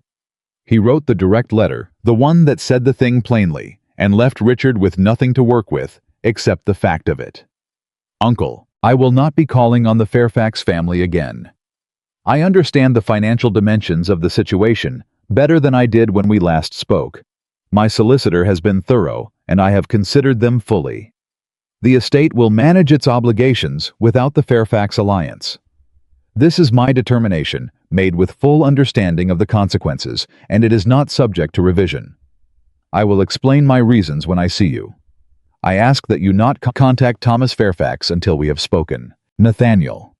He sealed it and set it on the hall table for the Morning Post, and went to bed, and lay in the dark for a long time, with the particular alertness of a man who has made an irreversible decision and is now processing the full dimension of its reality. I was not afraid. This surprised him slightly. He had spent years operating from a position that looked like confidence, but was, if he was honest, the managed distance of a man who never put anything at genuine risk, because genuine risk meant genuine loss was possible. He had confused control with courage. He had called it responsibility, and it had served effectively as armor. I was not afraid. He was awake and clear-eyed and aware of every consequence that would follow from the letter he had just written, and the visit he intended to make to Thomas Fairfax, and the conversation he was going to need to have with Eleanor Fairfax, which was the part he was most troubled by, because Eleanor deserved honesty, and honesty in this situation was going to be a form of unkindness, regardless of how carefully it was delivered. He lay in the dark, and he thought about all of this, and underneath all of it, consistent and quiet, was the simple truth that the estate was warmer when she was in it, that the mornings were different, that a woman who could look at his mother's neglected garden and see the bones of what it had always been trying to become was someone he had not known he had been waiting for and was not willing to send away. He fell asleep just before 4 in the morning. He woke at 6 with the particular clarity of someone who has slept badly and well, simultaneously the body tired, the mind certain. He told Graves first. His solicitor received the information with the composed professionalism of a man who had spent his career managing the consequences of wealthy men's decisions and had learned to keep his personal assessments to himself. He confirmed at Nathaniel's request the projected financial impact of declining the Fairfax alliance and the specific measures that could be taken to ensure the estate's continued stability without it. It was manageable, It required careful judgment over the next several years. It was, Graves said, with the careful neutrality of a man choosing his words, a decision he could support professionally. He said nothing beyond this. But when he rose to leave, he paused at the door and said, "The garden restoration has been commented upon favorably by several families in the county. Mrs. Pemberton asked me last week who had undertaken the work." Nathaniel looked at him. "She was impressed," Graves said, "in the specific way of a woman who intends to mention it to others." He picked up his hat. "I thought you should know." He left. Nathaniel sat with this for a moment. Then he picked up his pen and wrote the letter to Thomas Fairfax. He met with Eleanor 2 days later at the Fairfax estate, in the same parlor where they had taken tea 3 weeks ago. She knew before he arrived. He had suspected the Fairfax household would have been expecting some signal from his direction, and his request for a meeting, rather than a social call, communicated something clear enough to a perceptive woman. Eleanor was perceptive. She had always been perceptive. She was composed when he entered. More composed, he thought, than he had expected, which told him something about her that he had perhaps not properly valued before. He said what he had come to say. He said it plainly, without the social architecture of indirection that such conversations often employed. He told her that he had concluded he was not able to offer what a marriage between them would require, that this was a failing on his part, and not a reflection of his regard for her, and that he understood the practical consequences of his decision, and took full responsibility for them. Eleanor listened. When he finished, she was quiet for a moment. Then she said, "I had wondered." He looked at her. "You came for tea 3 weeks ago," she said, "and you were perfectly pleasant and entirely elsewhere." She looked at her hands briefly. "I am not angry with you, Nathaniel. I will be honest, I am relieved in a way I did not expect to be, which tells me something about my own situation that I will need to think about." She looked up. "Is she someone who will make you less lonely?" He was quiet. "Yes," he said. "I believe she is." Eleanor nodded. "Then you are making the right decision." She paused. "I will ask you to speak with my father before you leave. The financial implications need to be addressed, and I would rather they were addressed by you directly than negotiated through intermediaries." She rose, and he rose with her. "I hope when this has settled that we will remain on good terms." "I hope the same," he said. He meant it. He spent 40 minutes with Thomas Fairfax, who was, as Nathaniel had expected, less composed than his daughter. But the conversation was honest, and the practical matters were addressed with the directness that serious problems require. And when Nathaniel left the Fairfax estate and turned the carriage north toward home, he felt the particular strange lightness of a man who has done a difficult thing cleanly and can now look forward instead of continuing to look at it. Richard arrived on Thursday. He did not send word. He simply came as he had always come, when he considered the situation urgent enough to require personal presence rather than correspondence, and he was in the Ashford Manor study before Nathaniel had been informed of his arrival, sitting in the chair across from the desk, with the straight-backed posture of a man who had decided this meeting required a formal arrangement. Nathaniel came in and sat down. Richard looked at him with the expression of a man who has prepared an argument and is managing the impulse to begin it immediately.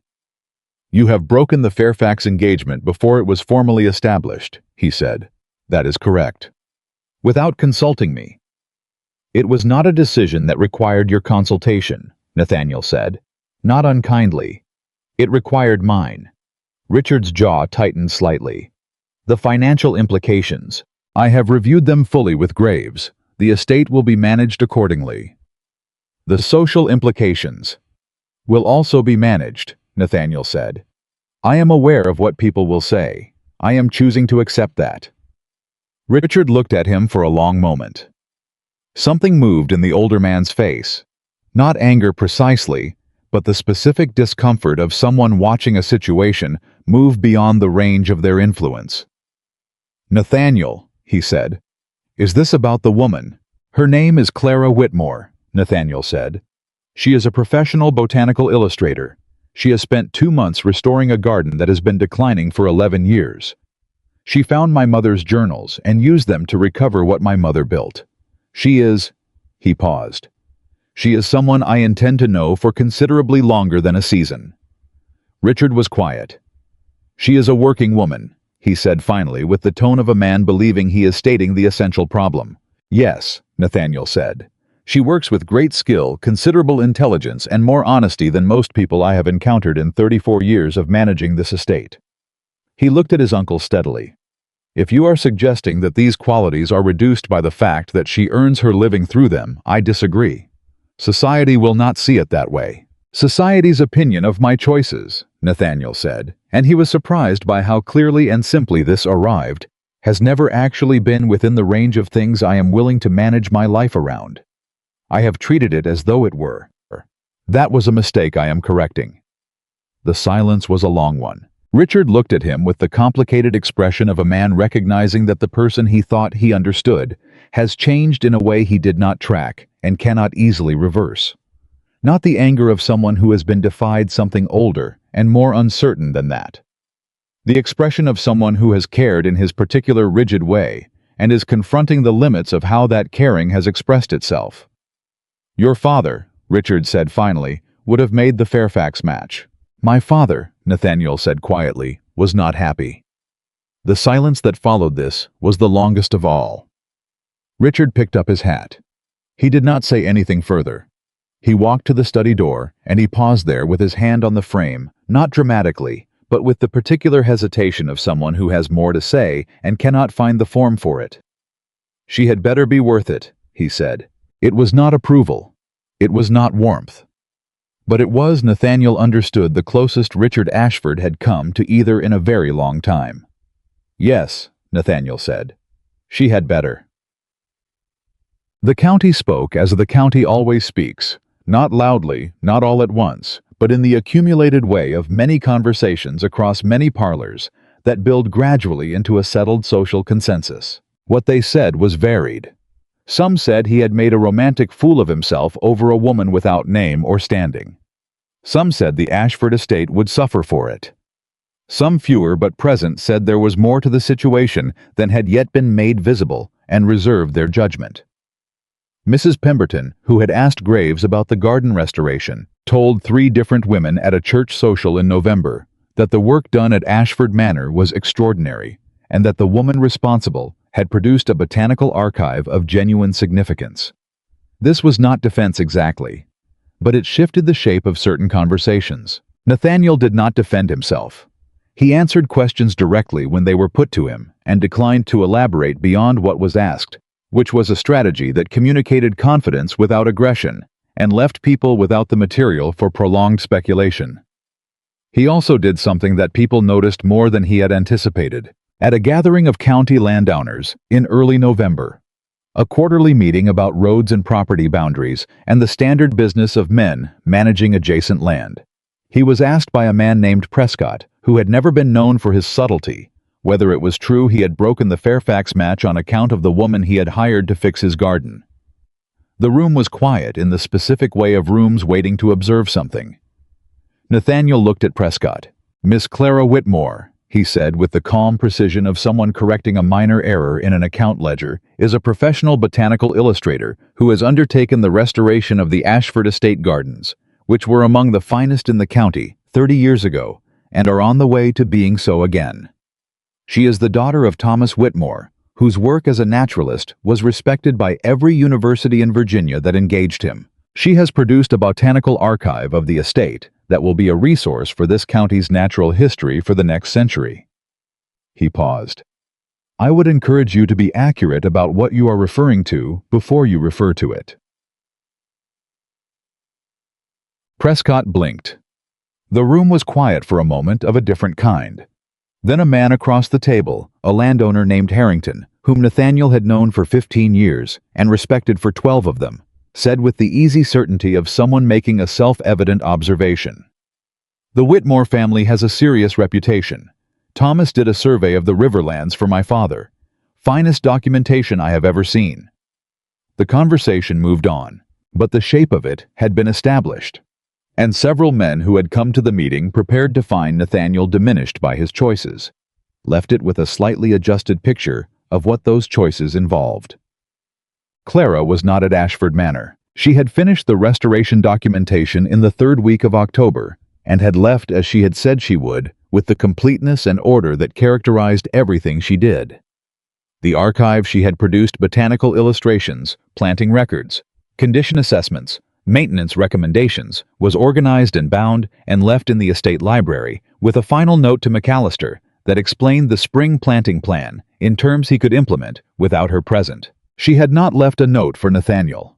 He had come home from a meeting with Graves on the day she departed to find the library, ordered the restoration materials packed and removed, and the guest room empty in the particular way that rooms become empty when someone has been careful and thorough about their leaving. Nothing forgotten, nothing disordered. The space returned to itself as though she had been considerate enough not to leave a mark, except that the whole house felt different. He walked through the entrance hall and the study and the library, and the difference was in the air.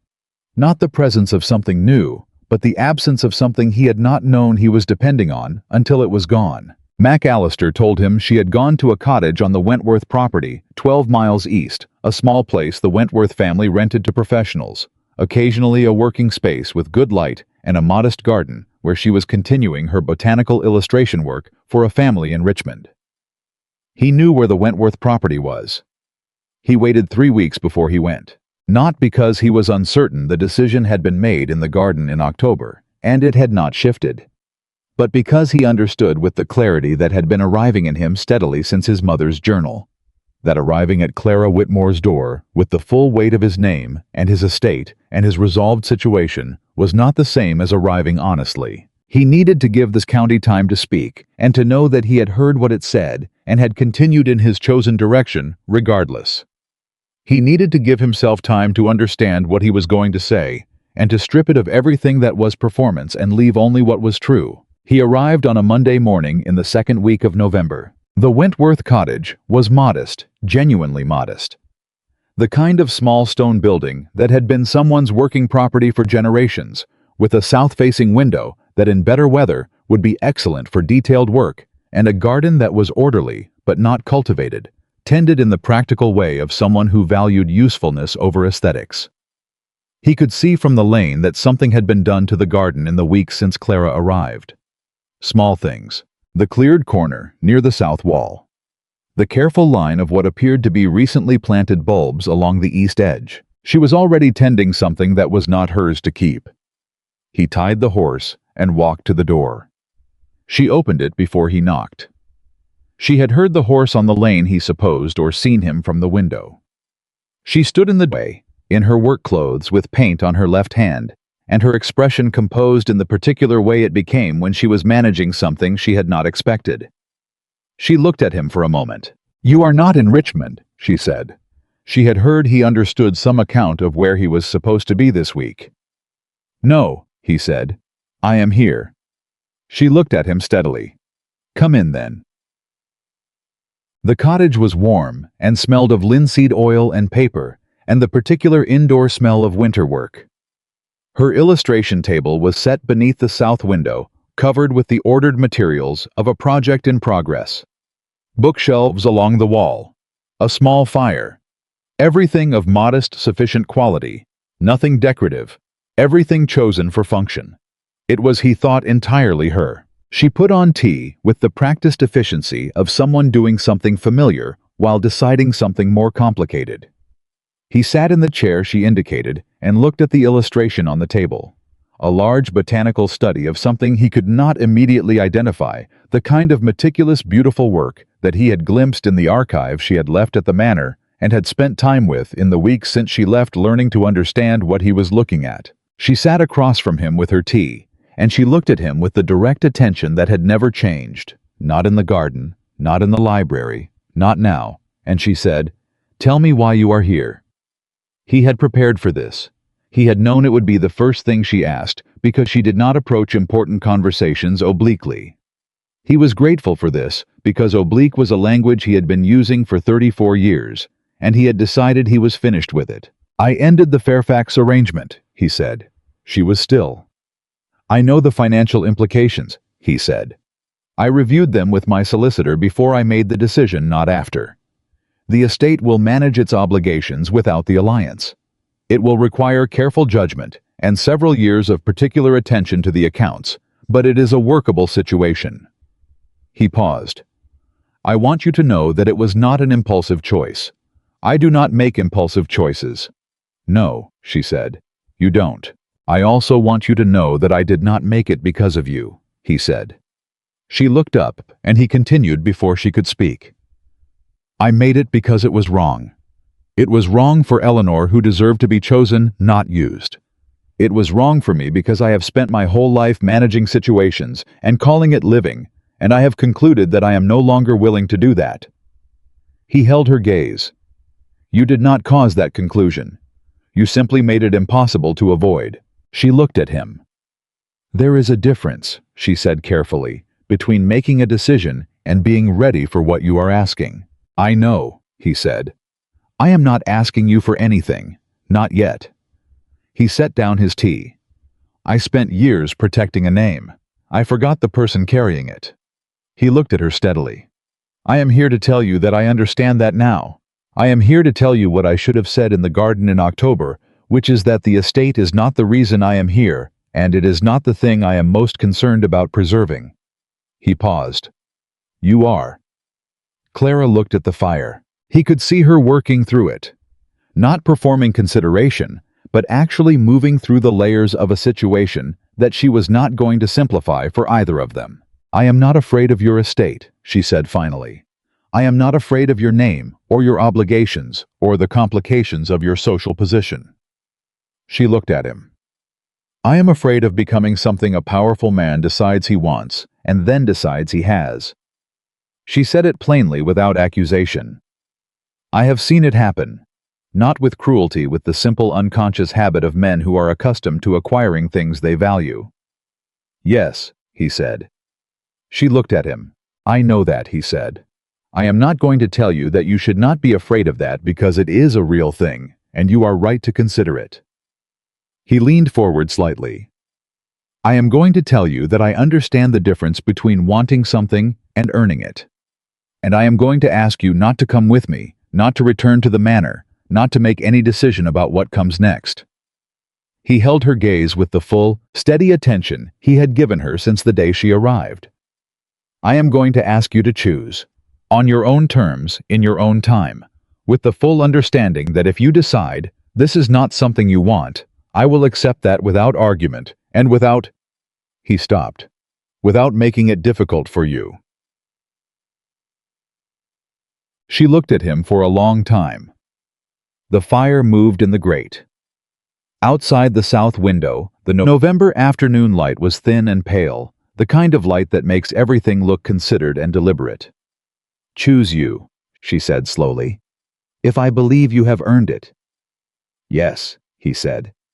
"That is a different question than the one I expected you to ask." "I know," he said. "It is the only one I am willing to ask, because the other one, the one that assumes the answer, is the question a man asks when he is still thinking of it as an acquisition." She looked at him with the expression he had first seen in his study.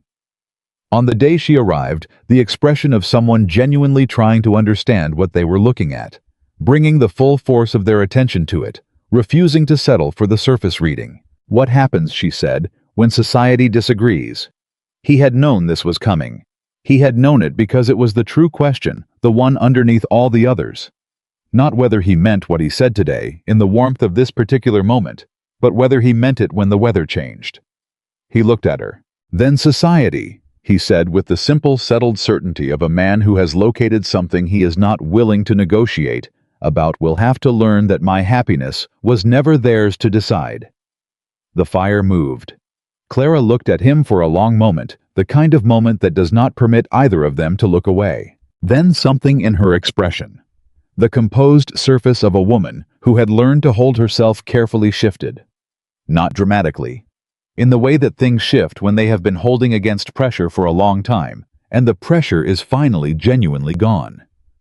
"I have been planting bulbs in the garden," she said. He looked at her. "I know I am only renting the cottage," she said. "I know they will probably belong to whoever comes next." She looked at the south window. I planted them anyway. I understood what she was telling him. That she was not a woman who could be careful enough with herself not to tend things, even uncertain things, even things that might not be hers to keep. That she had come here and looked at a garden that was not hers, and had done what she always did, had sat with it long enough to understand what it needed, and had begun to give it that regardless of the outcome. That she was in the deepest and most consistent sense someone who tended. I know a garden, he said quietly, that needs a great deal of tending. She looked at him. It also, he said, has a very fine library, and excellent morning light in the south rooms. He held her gaze. And someone who would very much like to learn the names of his own roses. The smallest thing happened at the corner of her mouth. You are going to be a very poor student, she said. Almost certainly, he agreed. She looked at him for another long moment. Then she looked at the south window, at the pale November light, at the careful line of bulbs, barely visible in the cottage garden, where she had planted something despite not knowing whether she would be there in the spring to see it come up. I need to think, she said, properly. I know, he said. I am not asking for an answer today. He rose. He picked up his coat, and he walked to the cottage door, and she came with him in the way of someone who has not yet decided, but is no longer standing with her back against the wall. He paused at the door. The archive you left, he said. The restoration documentation. I have been reading it. He looked at her. It is extraordinary work. The county should know it exists. She looked at him with the expression of a woman who has been told her work is valued by many people and has learned to be cautious about what each particular telling means. He held her gaze. It is extraordinary work, he said again, plainly, without the architecture of flattery. I want you to know that I know that. She nodded once. He walked to his horse, and he rode back toward Ashford Manor through the November afternoon, and he did not look back, not because he was certain, but because he had made his case as honestly as he knew how to make it, and the rest was hers, and he was finally genuinely willing to wait. The bulbs in the cottage garden were white, he had noticed as he left.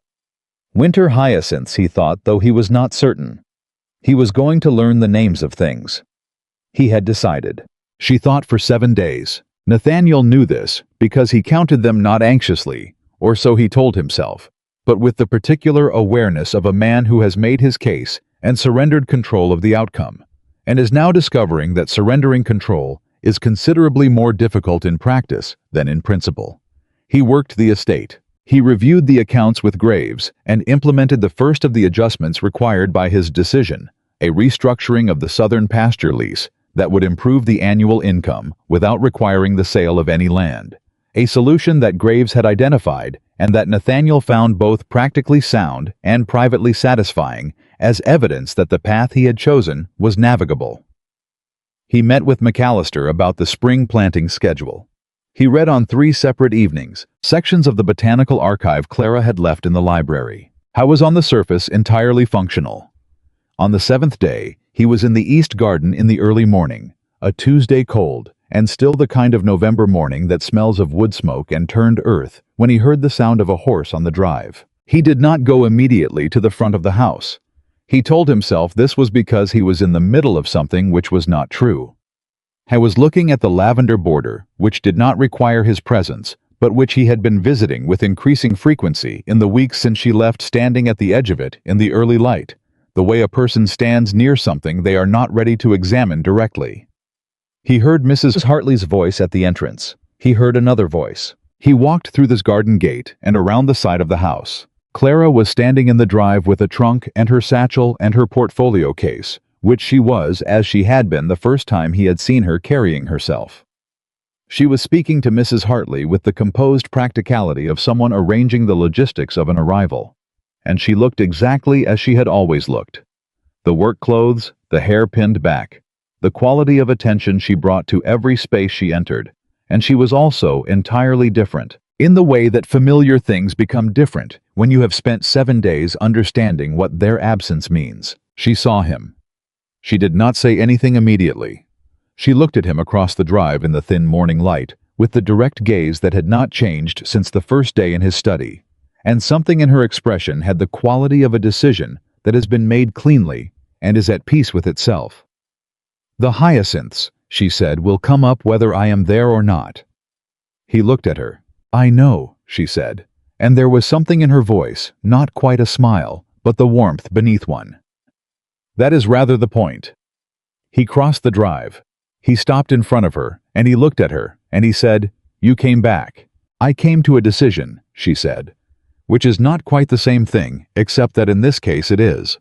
She held his gaze steadily. I thought about what you said. I thought about it carefully because that is how I think about things, and I considered the ways it could go wrong, and the ways it could go right, and the specific fears I have, and whether those fears are based on evidence of who you are, or evidence of who other people have been. She paused. The evidence about who you are is fairly clear. I have been watching you for 2 months. And, he said, and you carried my sketchbook out of the rain, she said simply. You stood in the garden in the dark and read your mother's journal, and then you made a decision that cost you something real. You told Prescott my father's name at a room full of men who were waiting to watch you be diminished. She looked at him. A man who wants a possession does not do those things. A man who wants a possession does not ask to be chosen. He simply assumes he is. Nathaniel looked at her. You are not wrong, he said. I know, she said. I am very rarely wrong about people. It takes time, but I am rarely wrong. The not quite smile became slightly more definite. I told you that at the beginning. You did, he agreed.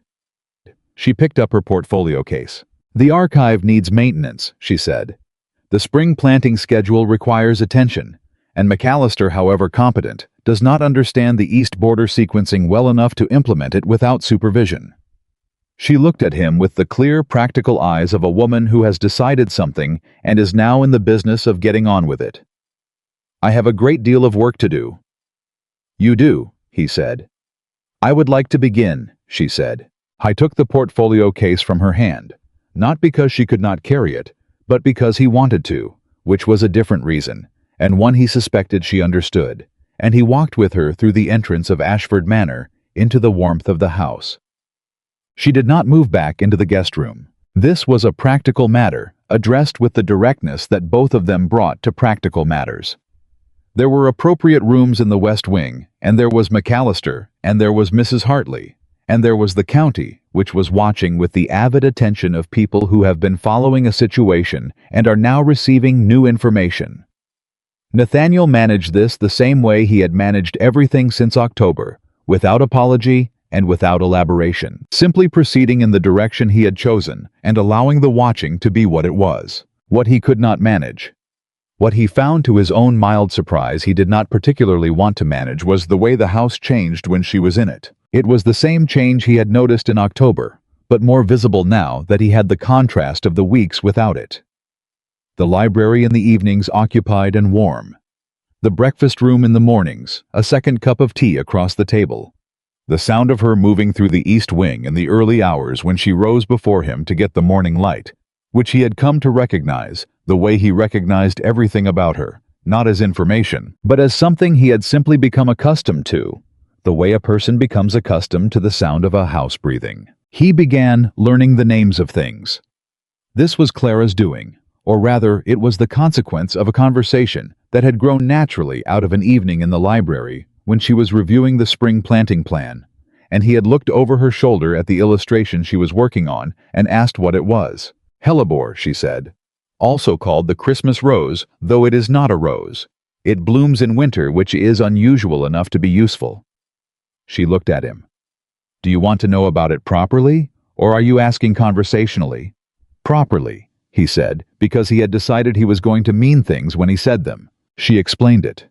She explained it the way she explained everything she cared about, with the full, generous attention of someone who believes the person she is talking to is capable of genuine understanding and is worth the effort of providing it. She told him about the plant's remarkable cold hardiness, its unusual bloom time, its toxicity, its history in European medicine, the particular way it folded its petals to protect itself from frost. He listened with the same completeness. After that, it became something that happened in the evenings, him asking her, explaining the knowledge accumulating with the same quality as the conversations they had always had, building steadily on itself. He learned the difference between botanical illustration and general drawing.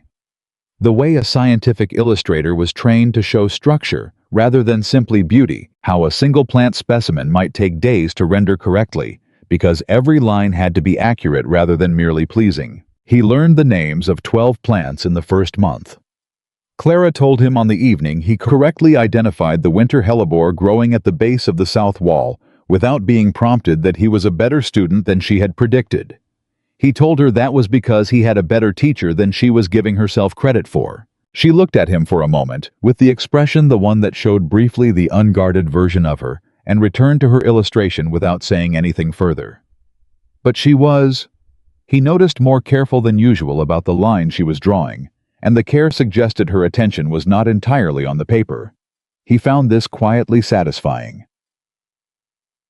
Richard came in December. He came this time with a letter in advance, a formality he had not previously extended to his visits to Ashford Manor, which suggested to Nathaniel that something had shifted in the way the older man was approaching the situation. He arrived on a Wednesday in the early afternoon, and he was shown to the study where Nathaniel was working, and he sat down with his customary straight-backed composure and looked around the room with the assessing gaze of a man taking inventory. "The garden looks different from the drive," he said. "The restoration is ongoing," Nathaniel said. "The structural work is complete. The spring planting will be the significant change." "I spoke to Harrington last week," Richard said. Harrington, the landowner who had spoken at the county meeting. "He tells me he has engaged Miss Whitmore to assess the formal gardens at his estate." A pause. "He was specific about her qualifications." "She is exceptionally qualified," Nathaniel said. Richard looked at him. "He also told me the botanical archive she produced here is being discussed in Richmond.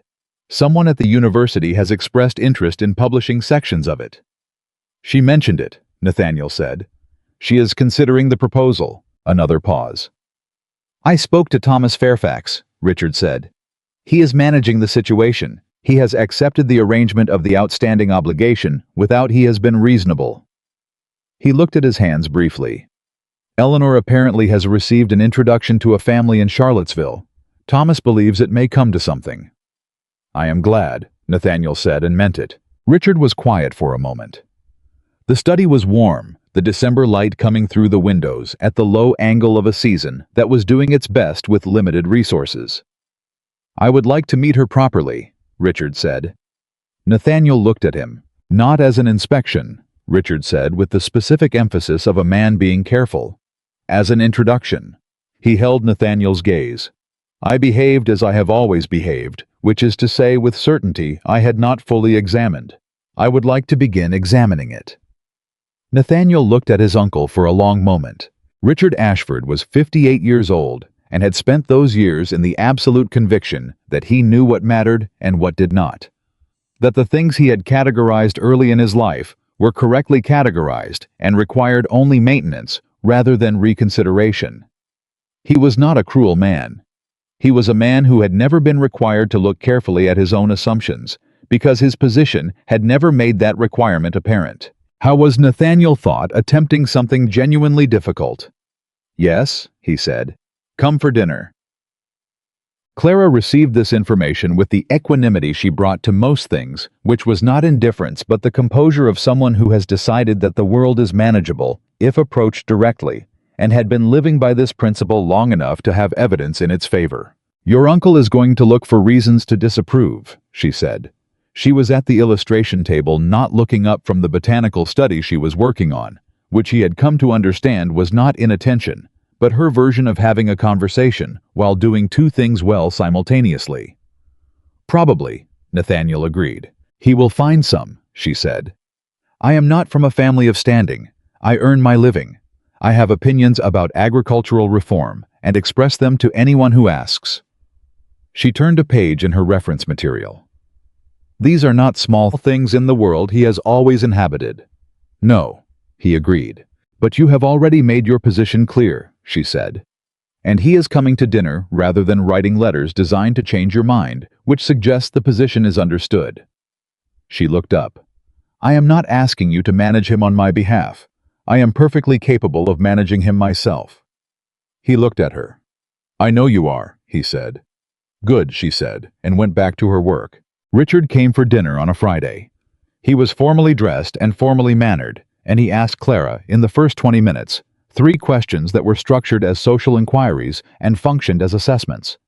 She answered them with the direct clarity she brought to every conversation: her father's work, her own training, the scope of the restoration she had undertaken at Ashford Manor, and she asked him in return about the properties he managed and his approach to tenant relations, which was a topic she had genuine interest in and he had genuine knowledge of, and somewhere in the middle of a conversation about drainage systems and their effect on crop yields. Nathaniel watched his uncle's posture change, not dramatically. Richard Ashford did not do things dramatically. But the assessment quality of his attention shifted the looking for problems quality into something more like the attention of a man who has found a conversation more interesting than he expected. After dinner, when Nathaniel had excused himself briefly to speak with Mrs. Hartley about a household matter, he returned to the dining room to find Clara and Richard in a discussion about the management of the Fairfax southern border, a practical, specific, somewhat technical discussion that Richard was clearly engaged in and Clara was clearly enjoying. He stood in the doorway for a moment and did not interrupt. Richard glanced up and saw him. Something moved across the older man's face, something that was not quite admission, but was close enough. He looked back at Clara, who was explaining something about soil composition with the calm authority of someone who knows exactly what she is talking about. He nodded once. It was not approval in the full sense, but it was Nathaniel understood the beginning of it. And with Richard Ashford beginning was the most meaningful part. The rest would follow in its own time with the stubborn momentum of a man who had decided something. He asked her to marry him on a Wednesday morning in January. This was not planned in the way that such things are sometimes planned, with rings and speeches and the deliberate staging of significant moments. It happened in the East Garden in the particular quality of winter light that comes when the sky is very clear and very cold, and everything is sharp-edged and still. He had come out early, as he now did most mornings, to walk the grounds before the day's work began, and she was already there, as she also now was. Most mornings crouched at the edge of the lavender border, looking at something at root level, with the careful attention she brought to any sign of life. "They are holding," she said without looking up. "Another month and the new growth will be visible." "Good," he said. She stood brushing the winter earth from her gloves. She looked at the border for a moment with the expression of quiet satisfaction that appeared on her face when something she had worked for was doing what she had understood it was capable of doing. He looked at her. He had not prepared a speech.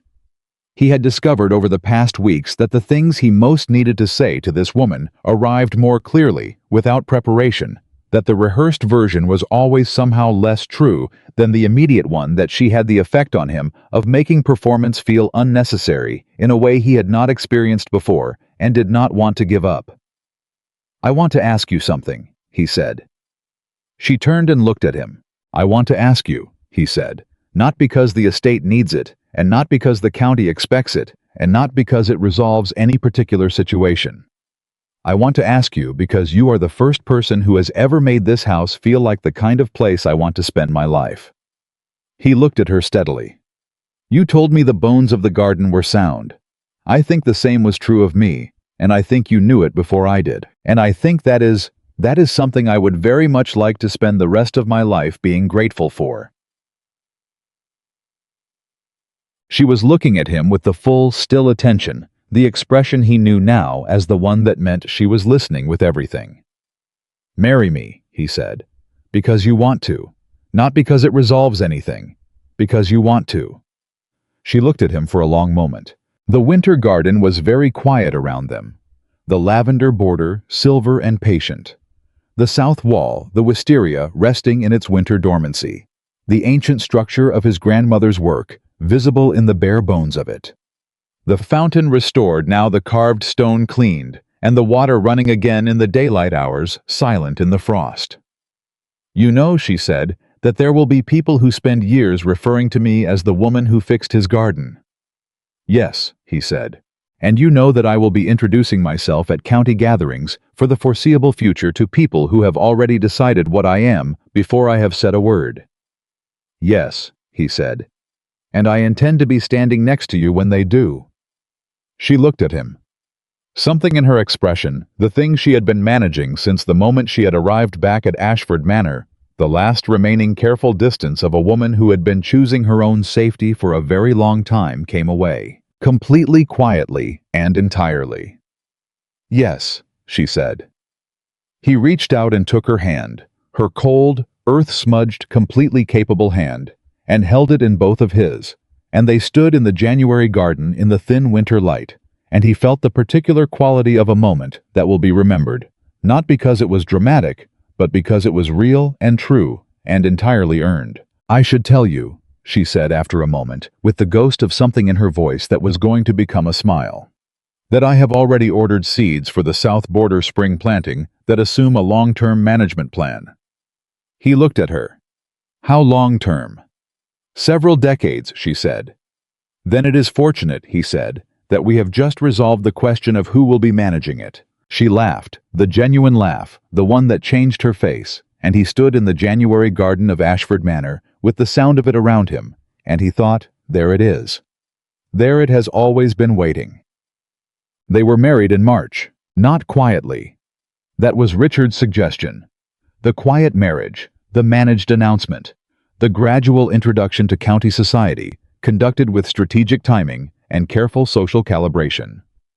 Nathaniel listened to this suggestion with the patience of a man who has learned to hear his uncle out fully before responding.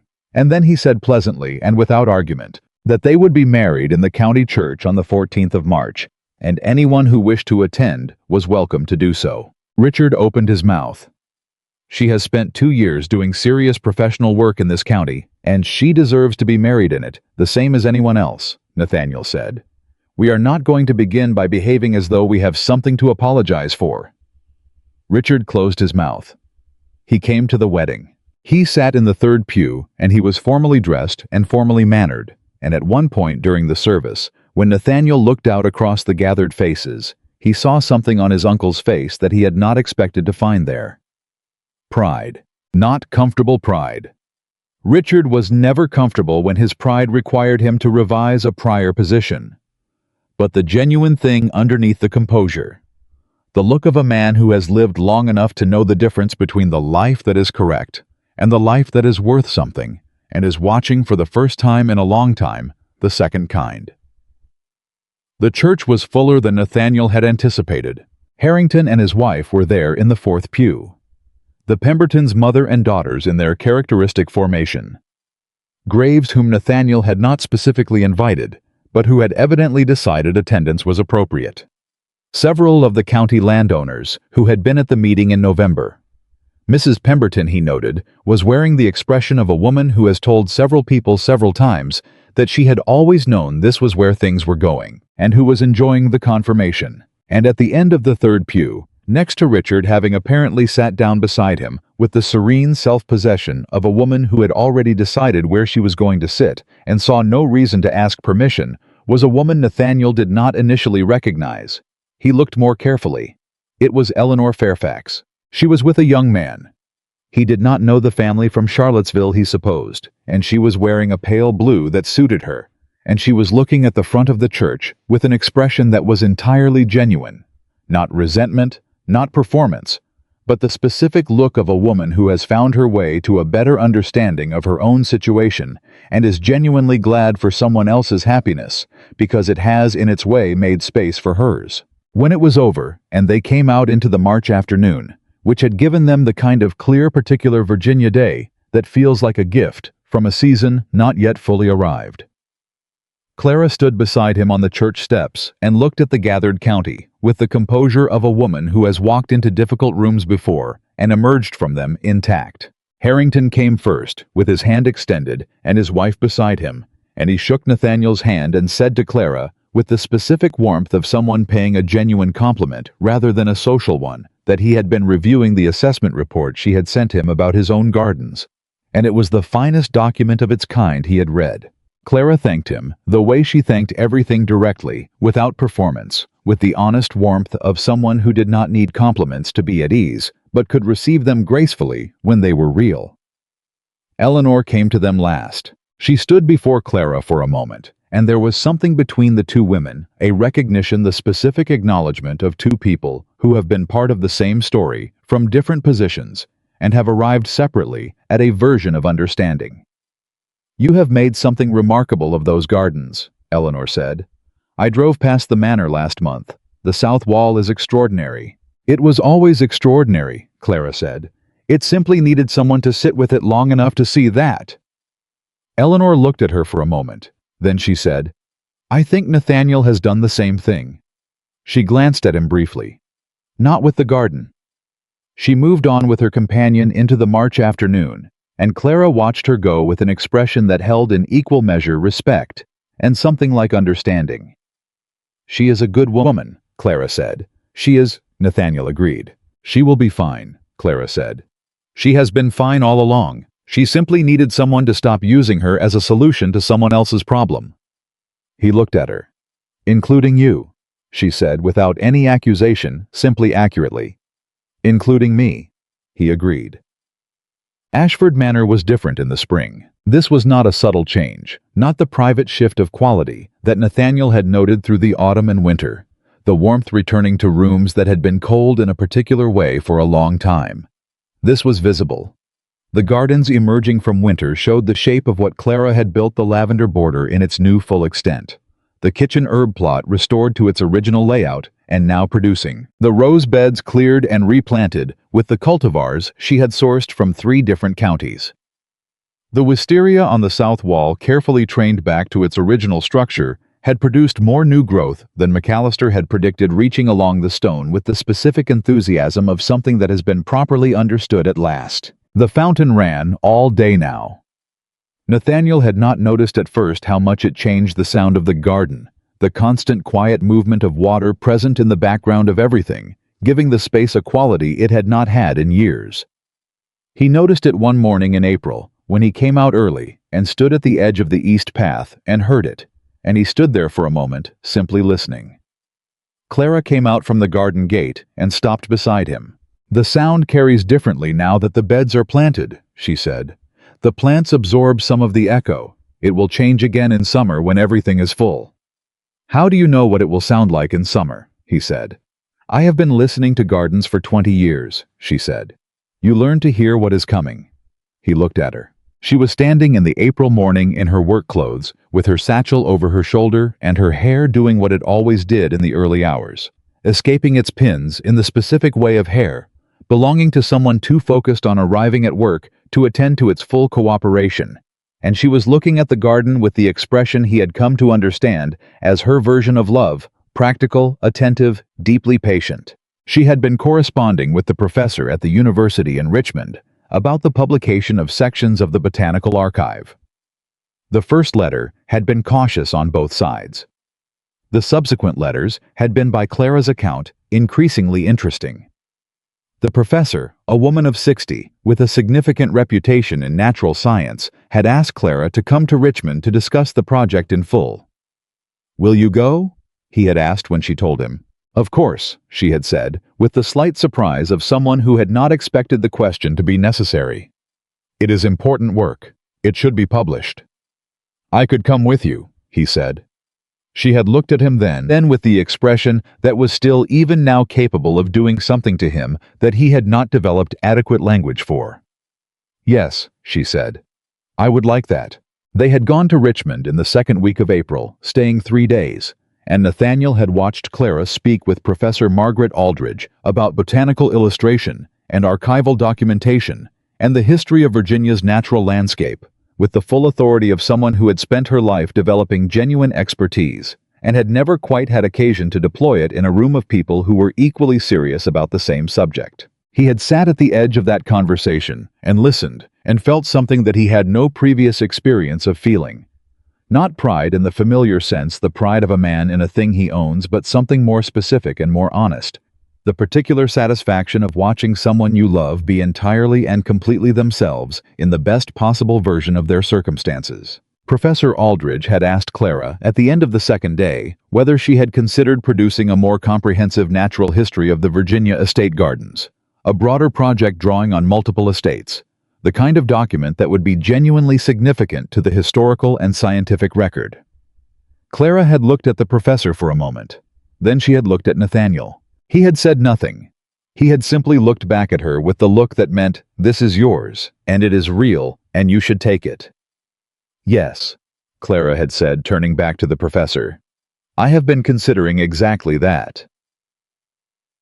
In his private journal, a habit he had taken up in the autumn quietly without announcing it, Nathaniel wrote on a Thursday evening in May, with the spring garden visible through the study window and the sound of the fountain carrying faintly through the open glass. "I believed for most of my life that I understood what this estate required of me. I understood it as a weight, not a cruel one, but a significant one. The accumulated obligation of 3 generations of decisions and relationships and land that was in my care. I managed it correctly, I think, in the material sense. The accounts were sound, the tenants were treated properly, the property was maintained. What I did not understand was that maintenance is not the same as tending, that a thing can be managed into a kind of survival that is not really living, that the bones can be sound and the structure intact and something essential still absent. I know the difference now. I learned it from a woman who could look at a neglected garden and see without flinching what it had always been trying to become. She has taught me the names of 37 plants. She has taught me, though not through instruction, what it means to pay complete attention to a living thing, to sit with it long enough to understand its requirements, and then provide them, not because it will reward you immediately, but because it will become what it was always meant to be if you are patient enough to wait. I think this is what love is properly understood. Not the feeling which is real, but not sufficient. The daily choosing of it. The willingness to be changed by it. The particular courage of a person who plants something, knowing they may not see it fully grown, and tends it anyway because they believe in what it is becoming. My mother understood this. She wrote it in a journal that waited 11 years for the right person to find it. I believe she would have recognized Clara immediately. I believe she would have been glad. He closed the journal and sat for a moment in the study where he had first met Clara Whitmore, in this chair, at this desk, with the garden visible through this window. And he thought about what the room had been then, and what it was now, and how the difference was not in the furniture or the light or any particular arrangement of things, but in the simple fact of a life being lived in it rather than managed from it. Outside he could hear her. She was in the East Garden speaking to McAllister about the summer maintenance schedule. He could hear the specific, clear quality of her voice, the authority in it that had nothing to do with volume and everything to do with the confidence of someone who knows exactly what they are talking about. He could hear McAllister's shorter responses, and underneath both voices the sound of the fountain.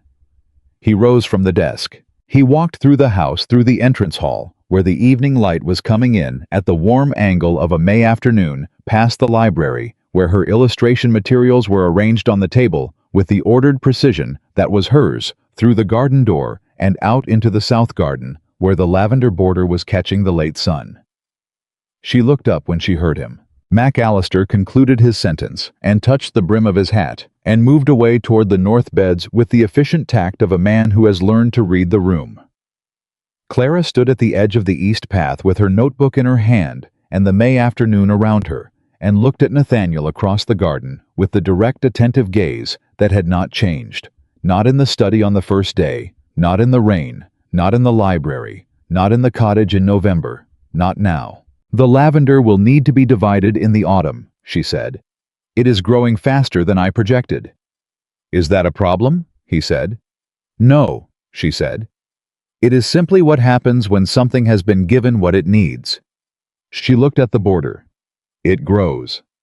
He walked across the garden to her. He stood beside her, and they looked together at the lavender border, at the full silver-green extent of it, the plants his mother had grown from French seeds in 1803, and that had held their roots through 15 years of dormancy, and emerged when someone finally understood what they needed into something more than anyone had predicted they could still become. He took her hand. She let him. They stood in the May garden of Ashford Manor in the late afternoon light, And the fountain ran, and the lavender moved very slightly in the warm air. And somewhere along the south wall, the wisteria that 3 women had tended across a century was putting out new growth with the unhurried confidence of something that had made its decision about the future and intended to keep it. He had come to this garden knowing the names of nothing. He had learned to look at what was in front of him and ask what it had always been trying to become. He had found in the asking the truest answer he had ever received. It was not the estate.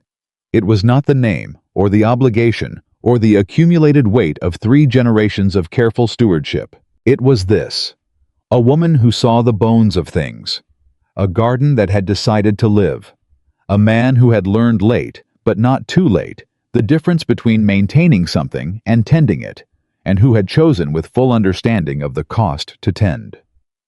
He thought of his mother's words written in the autumn of her last year, left in the binding of a journal for the child who always stayed. Never let duty become an excuse for a lonely heart. He was not lonely. He had not been, he understood now, since the Tuesday morning in September, when a woman in a hired carriage had declined a footman's assistance and looked at a neglected garden with the eyes of someone who could see exactly what it had always quietly been trying to become. The garden grew. The fountain ran, and Nathaniel Ashford, who had once owned everything except the one thing that made ownership worth anything, stood in the May afternoon beside the woman who had taught him what it meant to tend rather than maintain, and he was in the simple, complete, unmanaged way of something that has finally become what it was always meant to be, entirely at home.